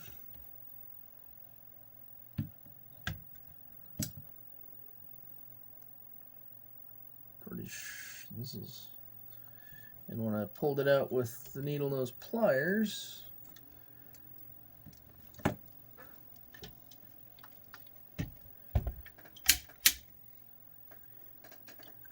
it's in that hole.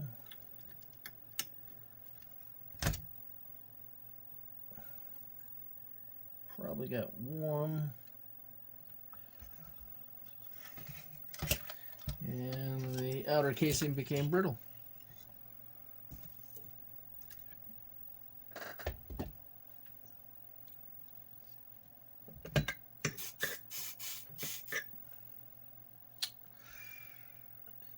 There you are.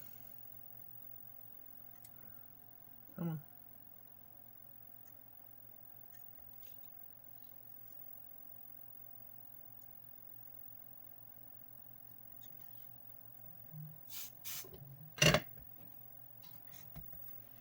Yeah, if it wasn't for Mike's videos, I'd be completely lost as to what the hell I'm doing on this one.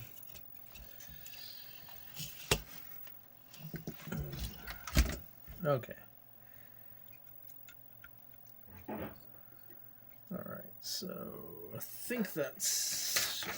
added the 96, replaced 101, replaced the voltage regulator. I did solder that back in, yes.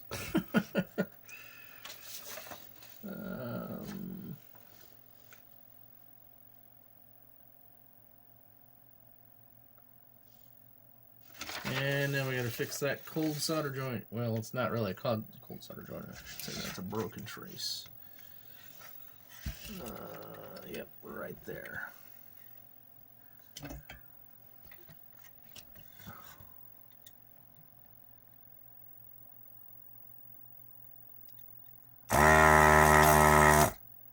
Oop, that came right off.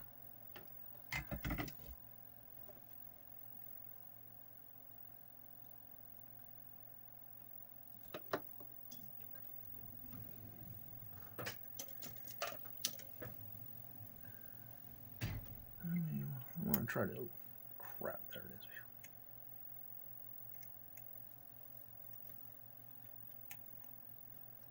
I may want to try to save that, but...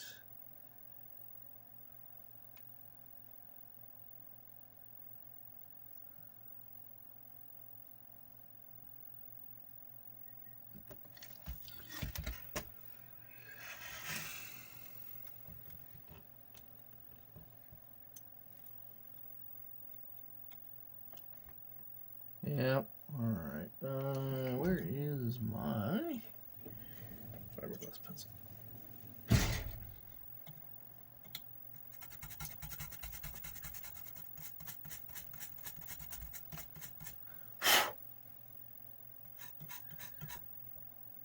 So it's going to go to that.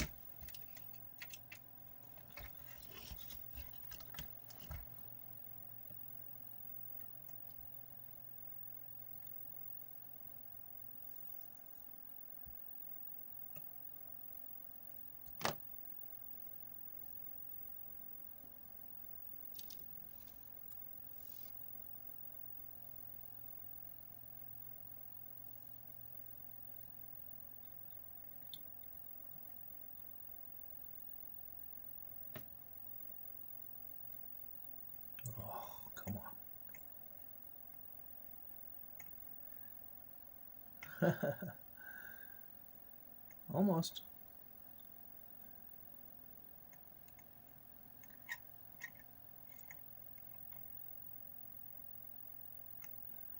You can do it. Hopefully. Alright, I think I have some better tweezers than that.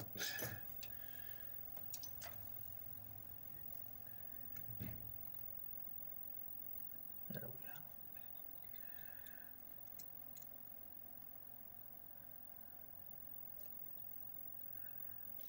we go. Okay. So now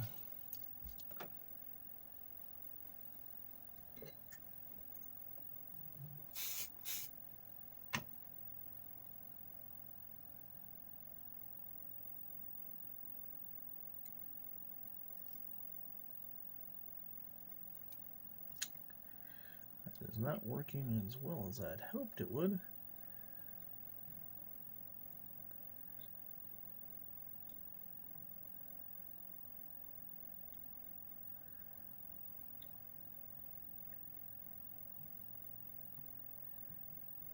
That is not working as well as I'd hoped. Because it's not, it doesn't really have anything to stick to.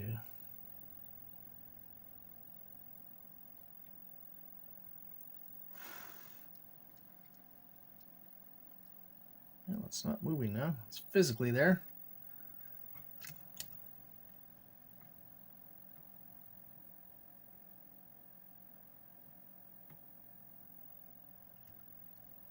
So in theory, set this to that continuity.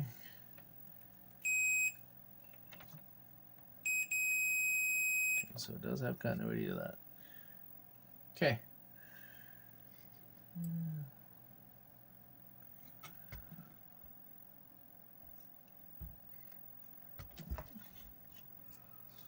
Need to push that through a little more.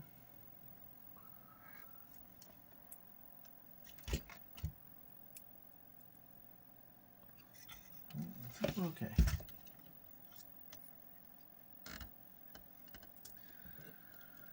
But I'm gonna go ahead and screw with it anyway. Yep, should have done that.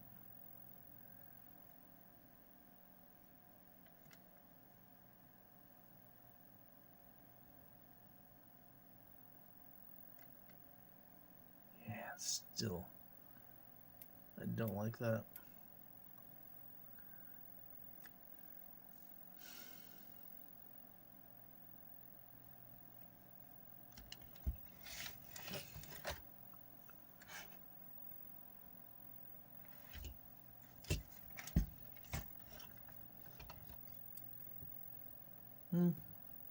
Okay, it's not moving.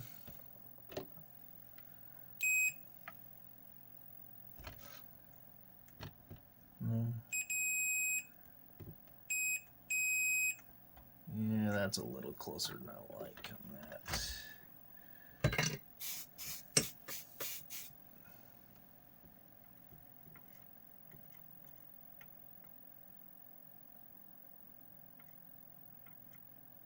There we go.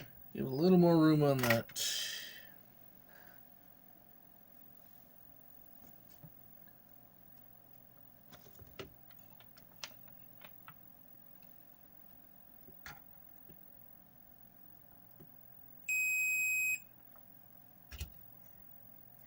Physically, yeah, it's pretty solid. I'm not going to go tweaking it a lot.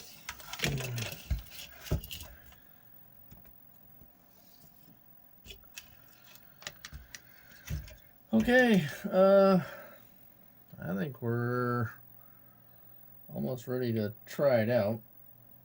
Not going to try it out tonight. Oh, I still want to replace this B+ pot. I have to figure out what the B+ pot value is, and the reason I want to replace that is because it has all this gunk on it, and trying to get this gunk off is probably not going to work very well.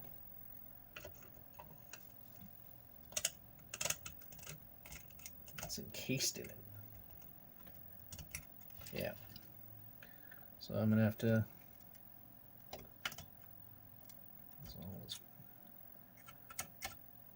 X-Acto knife.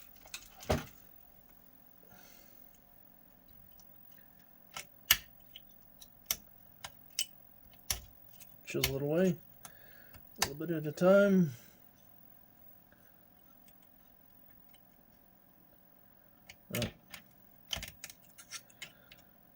Oh.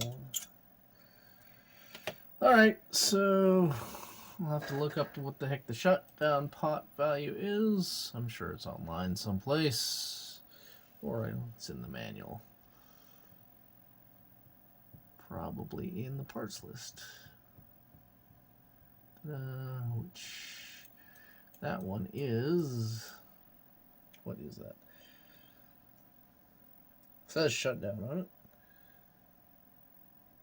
but the goop is probably covering.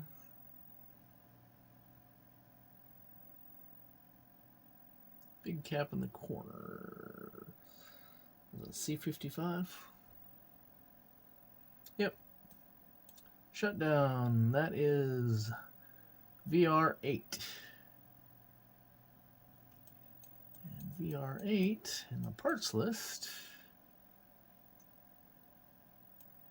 is somewhere. VR8 asterisk. I don't know why. Asterisk must mean replace with the 2K at 0.3 watt. So I'll need to find if I have a 2K at that wattage and replace it. The other ones have the same problem with the shutdown pots on them, I'm pretty sure.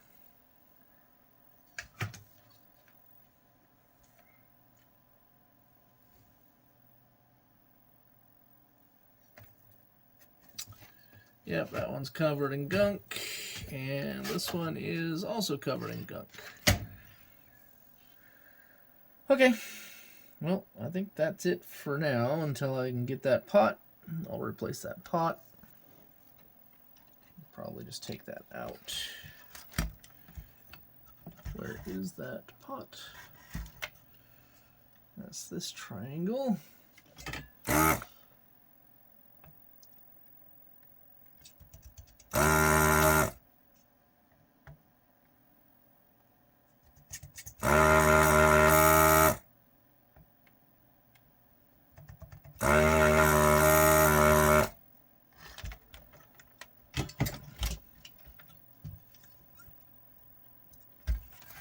Did do the right ones, right?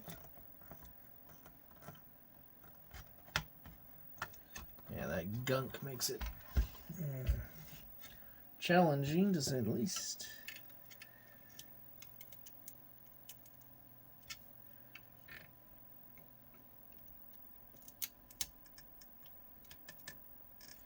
Okay, that one's free.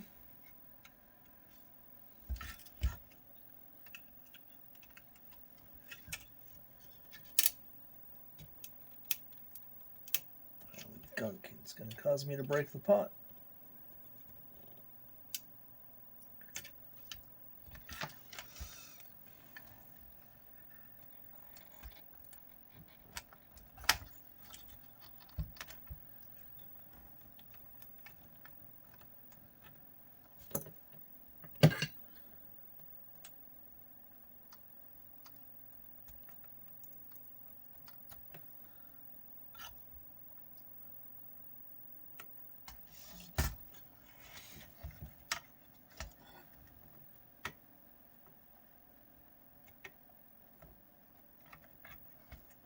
I don't know if this is going to come out easily enough. There we go.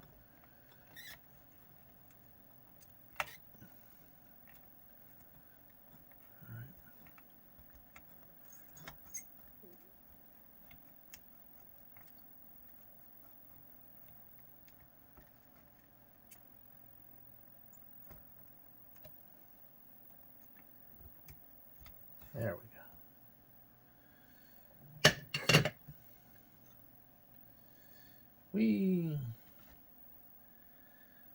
Got all the gunk on it.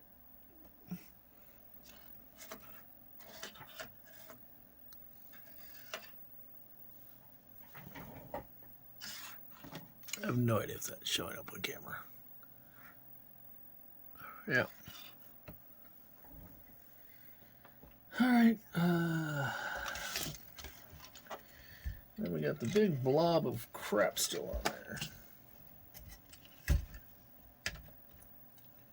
Question is, can we get that big blob off?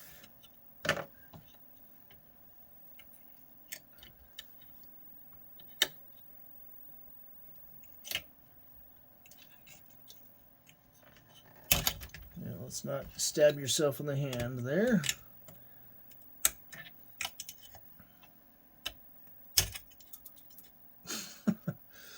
Little chunks flying off. Okay. I actually have a longer flat blade screwdriver. That might work a little better. There we go. Ta-da! That might be better with the X-Acto knife.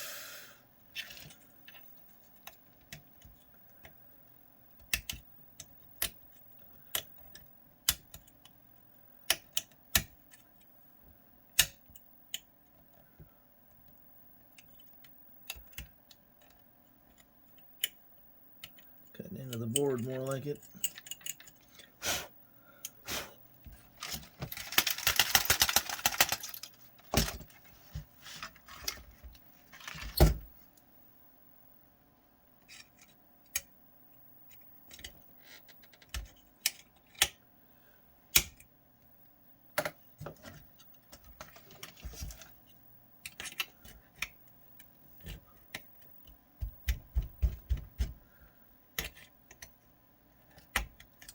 Well, that's not going to interfere, so it's off to the side.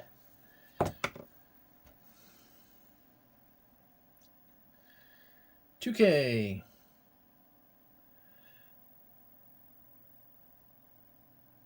Yeah. If that was a pain to take off, then it's definitely would be a pain to free that up.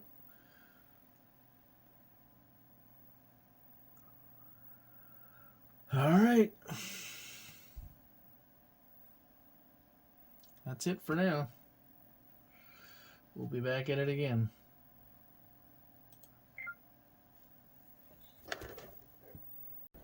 Okay, back at it. I picked up the pot I needed for the B+. I'm going to go ahead and put that in, and then we will do a couple more checks against that checklist just to double check. And once everything's installed back in, and then we'll go from there and hook it up and do a smoke test, and hopefully no smoke, and hopefully it fixes it. I also picked up more of these here. Let's see if we can focus in on that. I picked up some of these here. Got those from Bob Roberts. Yes, he still sells stuff. And I have, because that one is a donor from one of the other chassis, so we don't know that it for sure works, but we will find out. If it doesn't work, then, well, I have new ones. I can put one in. Okay, so let me set the camera up here.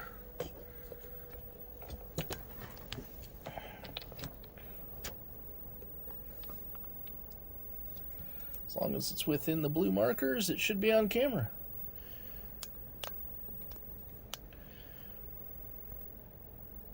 Okay. Now we'll get the trash can out of the way here. And we'll go ahead and start recording the other thing. The other camera. Okay, so B+ pot I gotta remember where it goes. It goes over there. Goes right in here.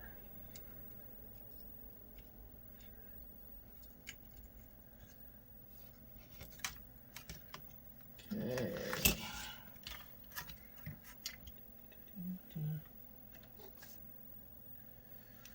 How's it gonna stay in there by itself? Well, I gotta get the other legs to go in. Out! That's what happens when you stab yourself. Did I draw blood? Nope, didn't draw blood. That's good. The dangers of working on monitors is more than just voltage. You can stab yourself with pins. But you can do that on any PCB, really.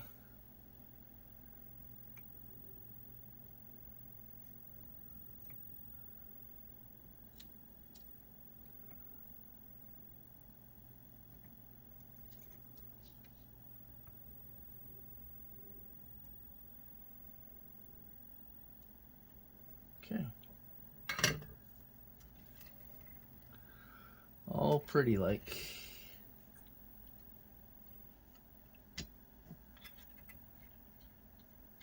Just doing a quick visual inspection.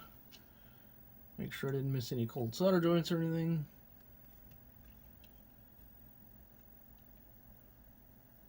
Because from what I hear, these things are pretty notorious for having cold solder joints. Okay, now I need a... Is that screwdriver going to be the right size? Yep. So we're going to put that as close to center as possible. Okay. Now we're going to have to go hook it up. So I'm going to have to change camera position on that camera. So let me go ahead and stop this now, and I'll change camera positions. Actually, I wanted to test a few things first, so let's go back to that. That's 50-60 hertz pot there. That's the shutdown there. Okay. Back to our list here. Alright, so the main one we replaced was that one.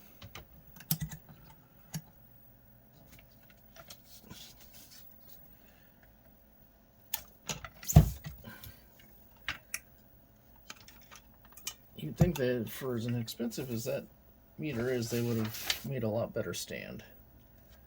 The 117 has a way better stand than that thing. Alright, there and there. No, really?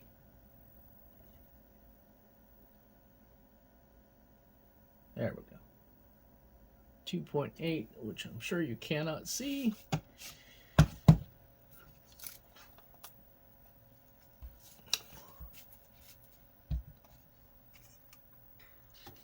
Move that over there.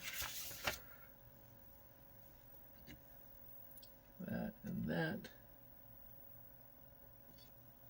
Of course, I don't have that camera recording, so you can't see it. Let's try that again. Okay. 10th time is a charm. 2.8 ohms. And it is supposed to be 3 ohms, which 2.8 is probably close enough for government work. Okay, then the other thing I replaced was that. I fixed that because that was a broken trace. That's 4 and going up, and that one is 101. 101 should be 5K. And we were, what, 4 point something? Going up to 5K. It's in circuit.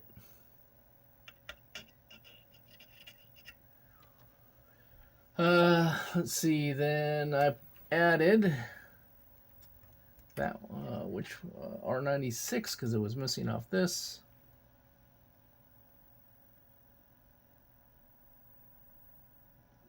Okay, and we need to put in a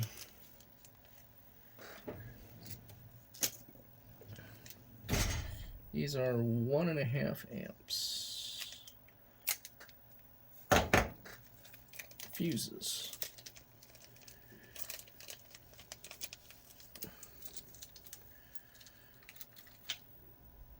So that goes there. Continuity.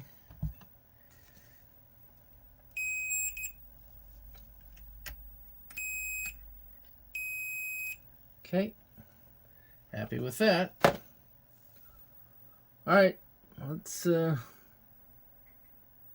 for broke. Hook it up and try it. Okay, camera set back up. We need to hook this back up.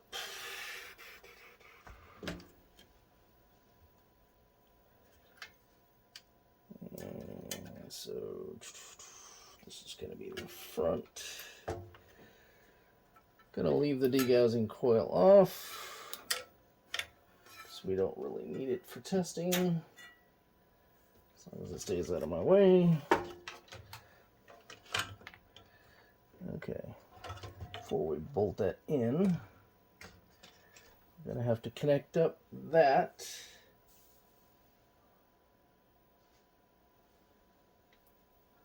And I will be right back because I need to remember which colors went where. Okay, I'm back. It's important to get these on in the right order. According to the beginning of my video, green, yellow, red, blue.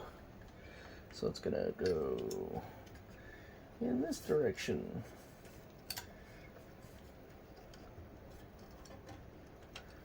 And it's kind of a pain to get. If you got really big fingers, you might be in trouble here. Even with my medium-sized fingers, it's kind of a pain.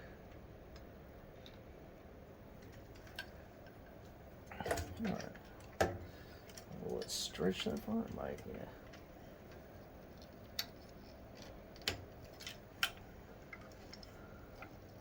Come on. Don't make me get the needle nose out. There we go. Green, yellow, red, blue. Right? Red, blue. Come on. Oh, you're gonna be a pain in the ass, aren't you?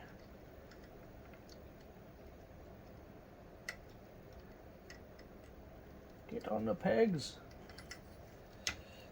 Just gotta get that first one on there and then.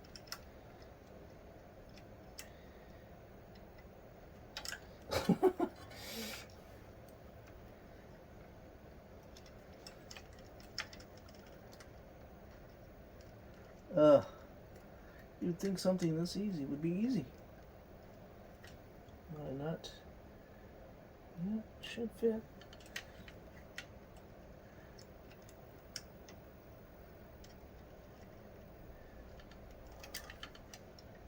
Maybe I need to get the extra light out here. Well, the plastic housings are broken a little bit, so it's making it so that they just don't slide straight down on. There we go. I think. Yeah. I really should order some new plugs. I'll have to check Arcade Parts and Repair. I believe they have them. I don't know how to. I'll have to see how to replace those too, because those aren't what I'm used to as far as extractors and crimping and a lot of fun stuff. Yeah, dirt. More dirt. Dirt and more dirt. Okay. Now it's important that we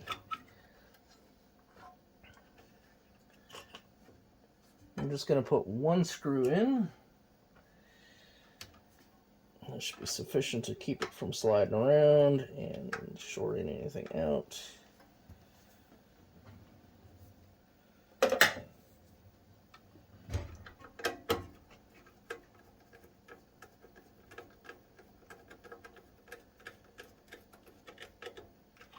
Okie-dokie. And I'll have to dig out my high voltage probe and my TPG. Okay, put that on. Push from the center of the tube, not from the edges of the board. It's very important to have your DAG wire hooked up. And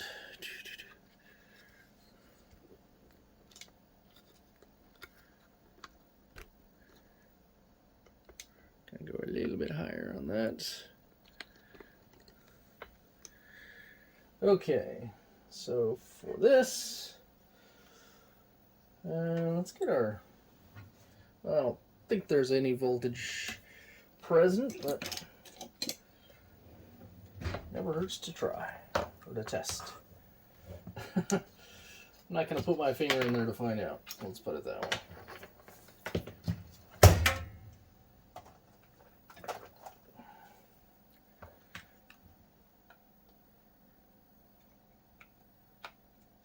And we go to DC.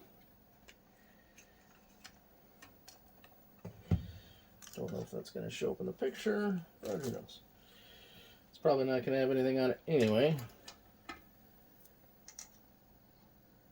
A little bit of a charge.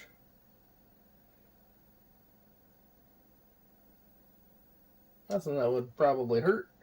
Might get your attention real quick, but nothing to write home about. Alright. So one side in, then you push it, and then connect the other side. Nope. Come on. Alright, and then once it's on, you tug on it. If it doesn't come off, you're good. If it comes off, do it again. Okay. So we got the yoke hooked up. We've got the second anode hooked up. We've got the DAG wire hooked up. That's hooked up. I don't care about the degaussing coil right this second. Basically what we're going to do is we're going to power this up and see what we get. If it smokes, then we'll shut it off immediately. Okay. There's the power cord here.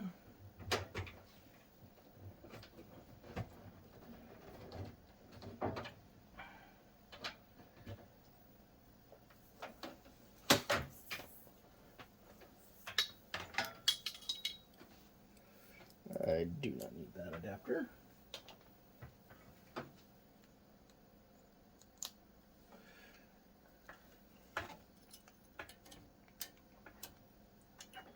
And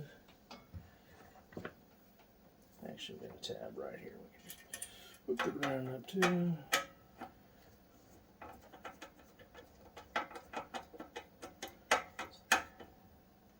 Safety third.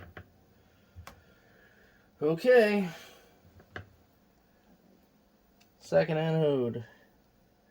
Neck. DAG. Yoke.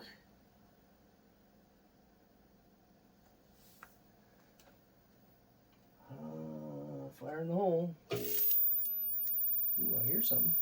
That's good.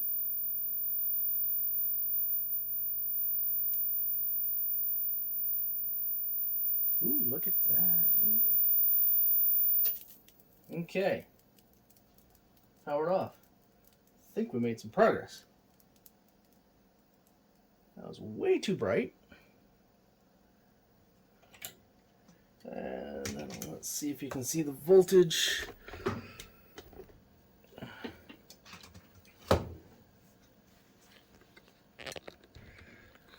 think that is more than we were getting before.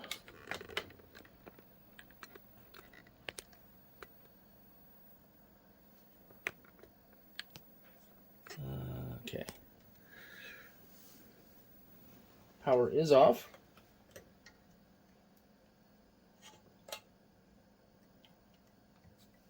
Oop, I forgot to hook that back up.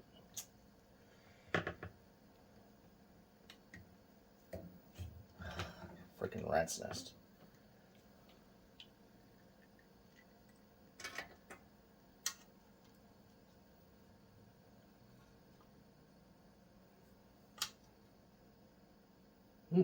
Discharged. Okay. If you ever go stick the probe underneath there or a screwdriver, whatever, give it a tug test again. Okay. So now let's go ahead and we'll hook that back up.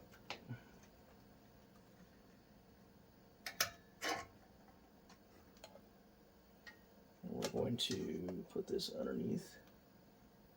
You should always do this with the power off. That way, if you accidentally knock it off, then you're okay.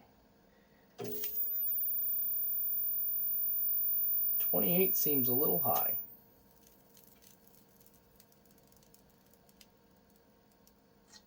I need to see what the V plus on that is supposed to be. Come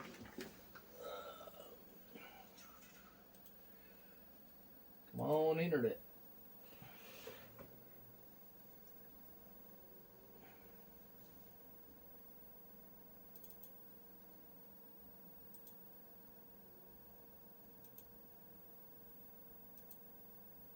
Let's see if the manual actually says what it's supposed to be. Oh, I will install that later.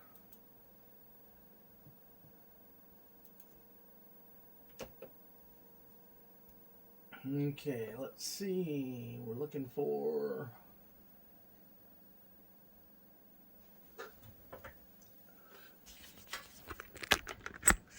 I'll show you what I'm looking at here.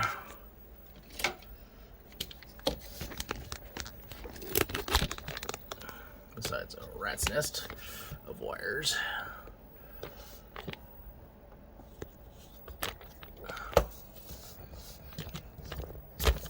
What I'm doing is I'm looking in the manual. What I want to know is how much voltage should be at the second anode. If it doesn't tell me that, it tells me maybe what the V plus is, which in this monitor I believe they call it as a cutoff. Let's see, power up warning. Yeah. Yes, it does contain high voltages. We're looking at 28,000 volts, which I don't think is what we want.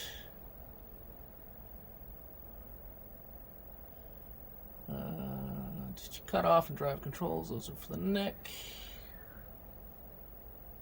Color purity. We don't care about that currently. White balance.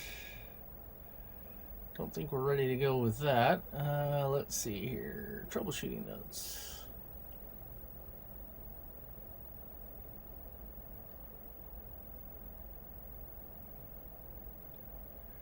Here we go.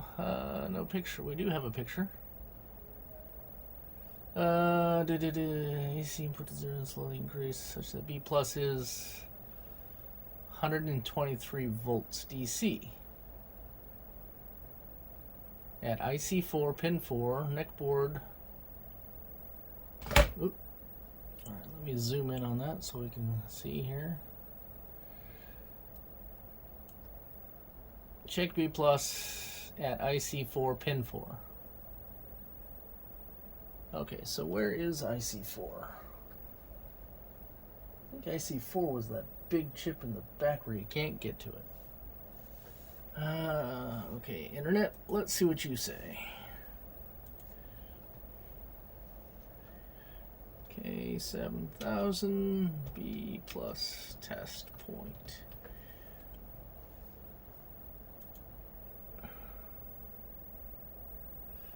Arcade Parts and Repair. He's got lots of good information on here.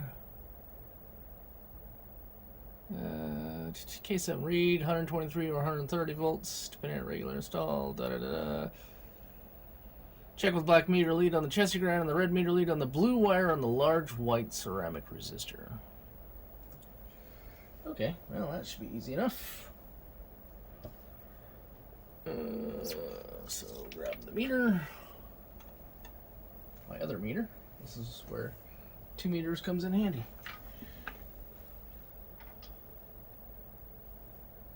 Of course, it's gonna be that way, isn't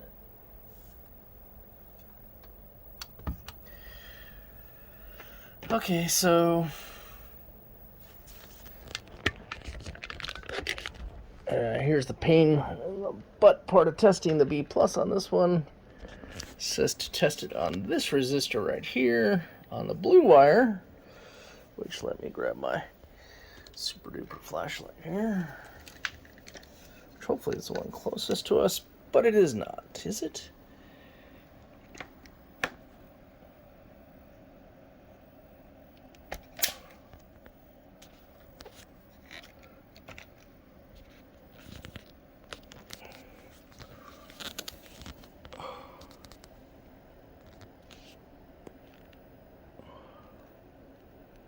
No. It's hard to tell. I'm gonna have to pull this thing back out. Alright, let me...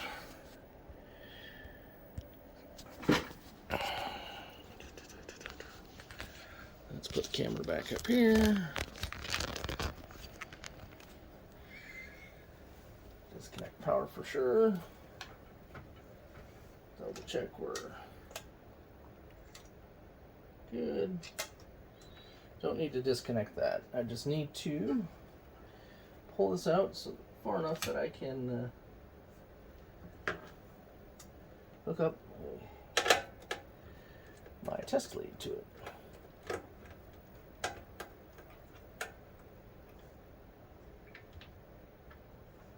There's a test point up here, is there? Where does that wire go? Oh. There might be a test point in here somewhere that I'm missing, but... Oh, and the shutdown's in there, huh? Let's see if we can... I need a piece of cardboard. Hold on, I'll be back. Okay, I cut a chunk of cardboard here. Should be, and then I'm going to slide that underneath so that I can have this out here. As long as nothing is... Yeah, I don't like that. Let's see if I can go around it over maybe. Nope. Alright. We'll go a little bit further.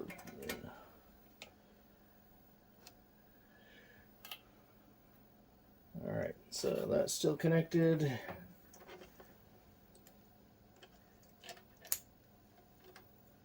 Okay, so now we want blue wire, which is this first one, and then ground.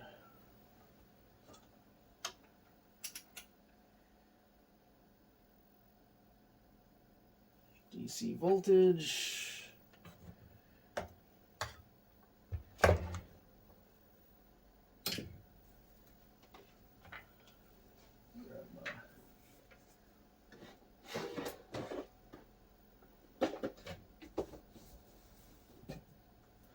That and the shutoff pot is right there, which I want to grab while I'm at it. Okay, ground. We're not hitting any components or anything there.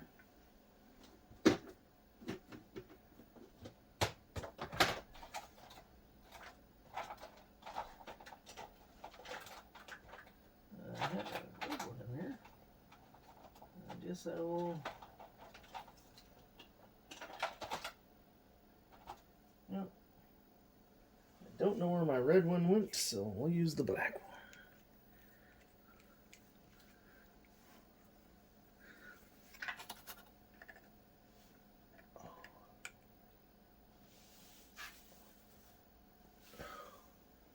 make sure that's where the blue wire actually goes.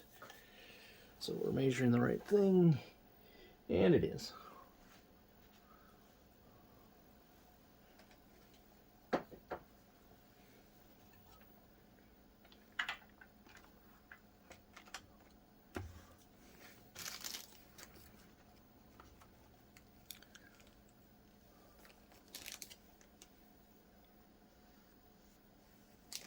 Okay. There's one other thing I needed, which was, oh yes.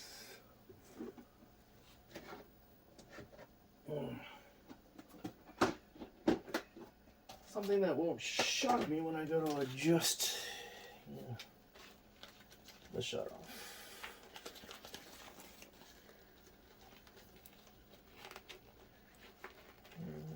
Where? Which one are you?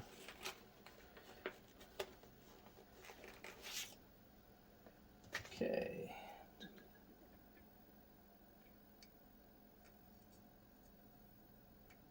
Okay. All right, I think we're ready to try it again.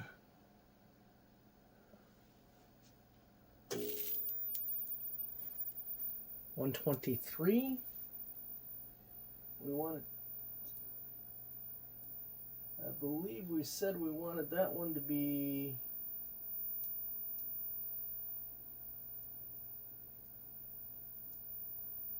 $123.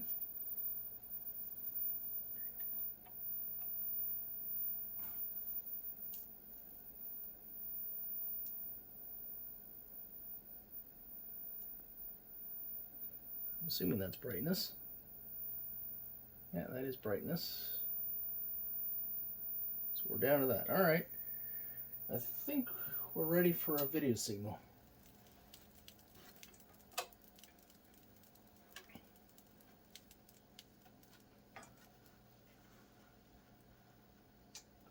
Let me move that.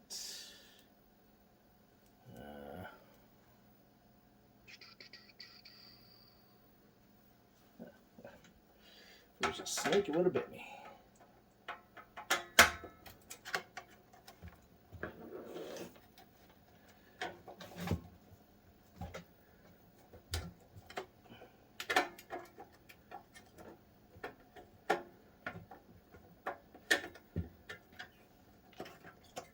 Come on.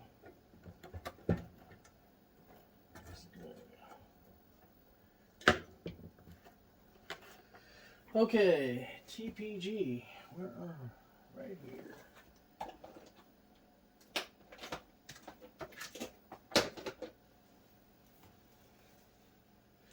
All right.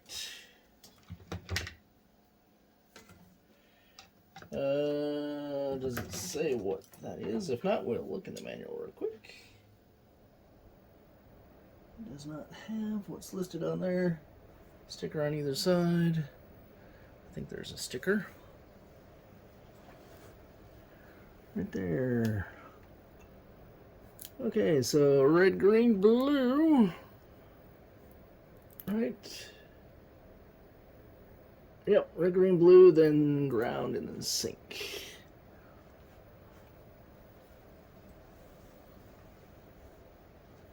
Okay, so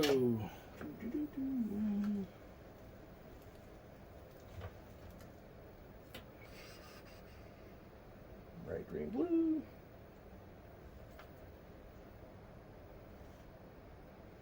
Question is, what direction is it? That is, okay, so red, green, blue. So red, green, blue is closest to me. And we'll try it with this first. Try and negative sync first. If not, we'll flip it around to positive. If, worst case, we don't get anything.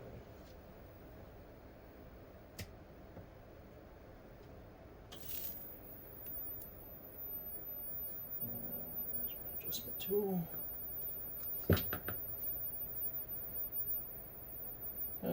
get any. We're not getting sync, so we're probably on the wrong sync.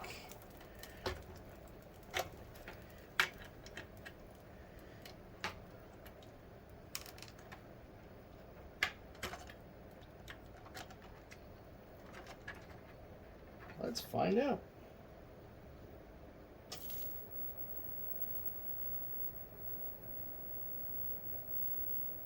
Hey, look at that.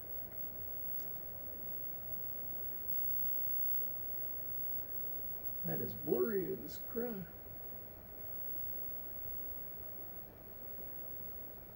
That's not too bad. Brightness down a little bit.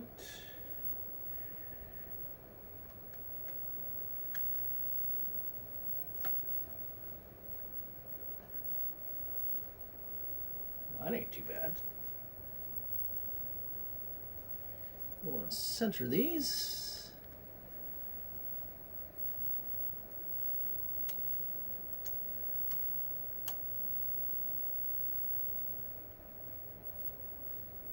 All right. Go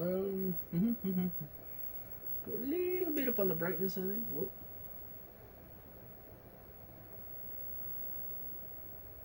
All right. Next.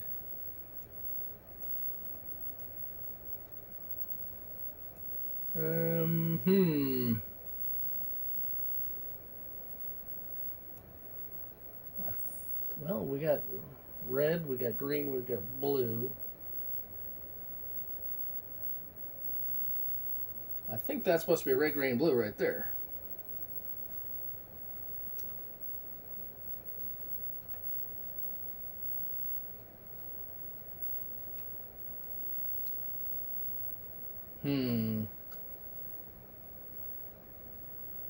Well, that's odd. Unless no, I can't be off by a pin. See, why is, do I have it inverted or something?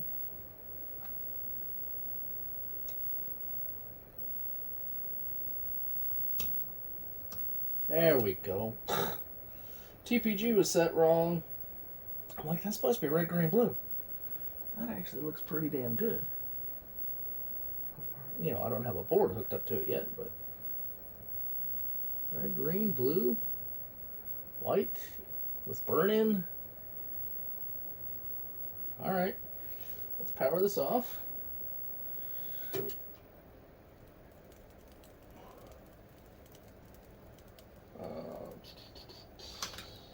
Okay, turn my TPG off.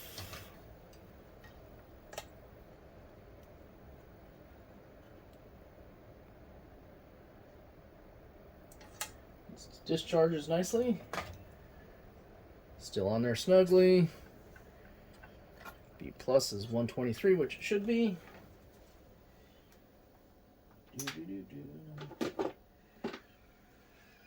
Now we're going to reassemble. And I can leave that there.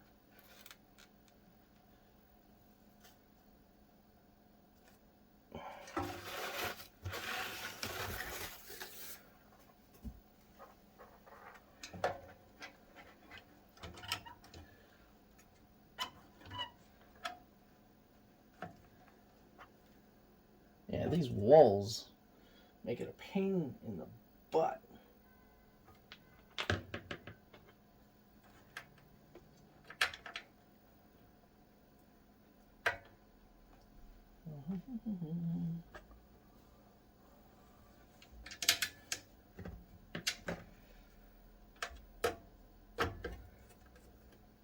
Can I reach in there with the degaussing coil?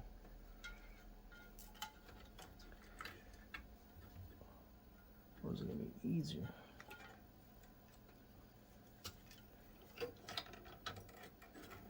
Okay.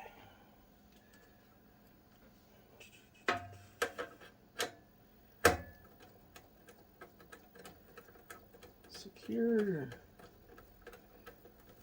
Finger tight on these. You don't need to crank these down. You wind up cracking the edge of a board, which many people have done.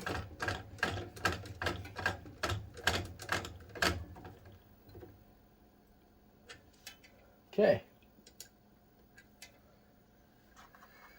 Alright, degaussing coil is now hooked up. We have everything still connected.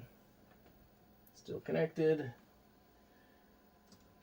And we're going to fire it up again. Turn on the TPG.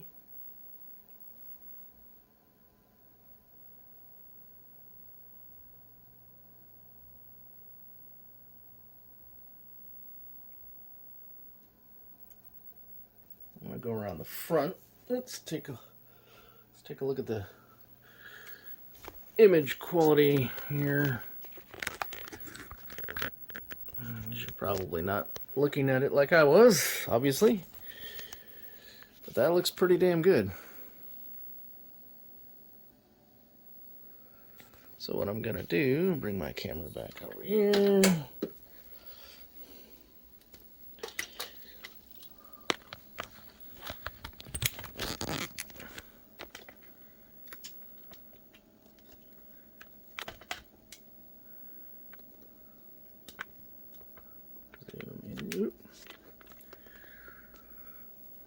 It's all that fancy camera work again.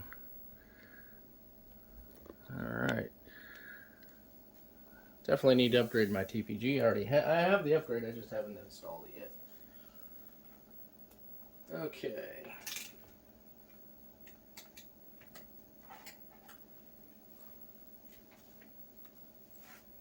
Nice little checkerboard. That. Our color bars. Looks nice. You got all the gradients. You got the black, the blue, all that. A little bit of burn-in. There was some, don't know what it is, but nice. No bleeding. Very, very nice.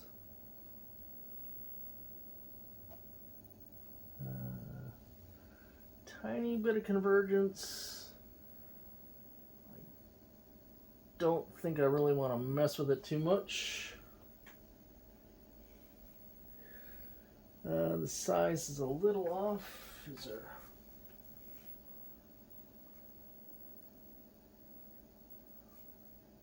That's position. I think that one's a little size.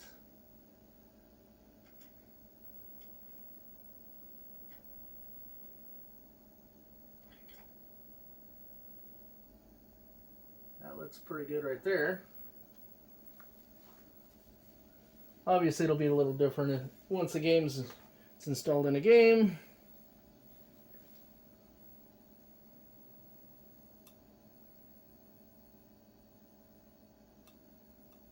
Yeah. Now we're gonna go to burn-in.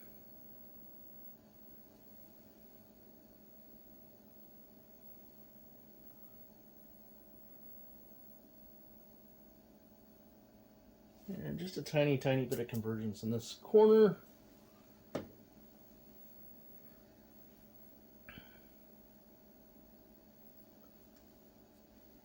they glued in place? They are not. Alright, well. Are they? Ooh. They're pretty loose. That's way looser than I would expect them to be.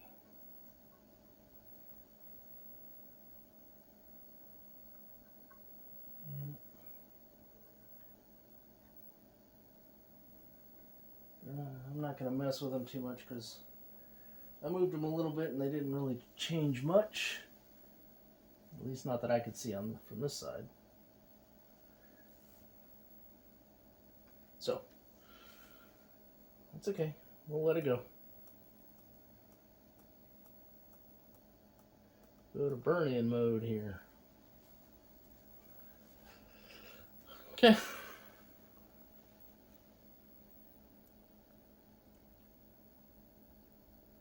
That's the camera focusing. That's not the screen.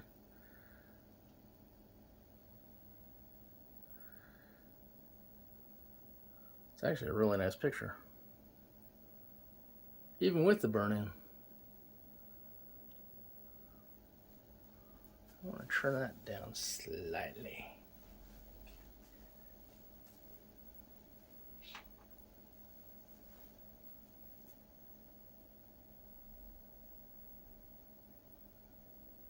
Wait till it starts over again.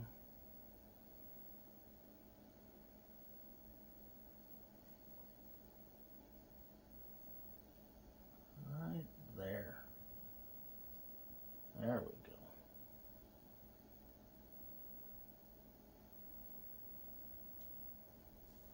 Let's just double check. Yep.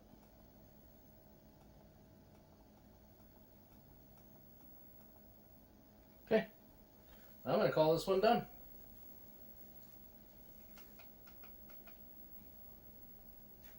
Finished. Put a fork in it. Alright, what we'll do is we'll go over what I did again.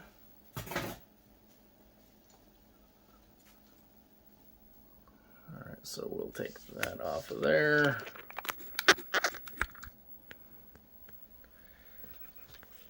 Okay, so when the original symptom for this monitor was that the flyback was arcing to the chassis. I'll have to see if I can get the link from my friend whose this monitor is and see if we can post that up on YouTube so you can see the fun arcing. We replaced, well, it's not going to be easy to see. Oh yeah, it's over here. This resistor here that resistor was replaced. The hot was replaced, which is over there. That's the hot. Then the IC in the back there, that is the voltage regulator. It was replaced. They did a cap kit. I added the missing resistor. And then I fixed that resistor there that had a broken trace. Put in a new fuse. And I believe that's everything that I did to it. So, I'm going to let it run for a little while and make sure that it doesn't just die on me.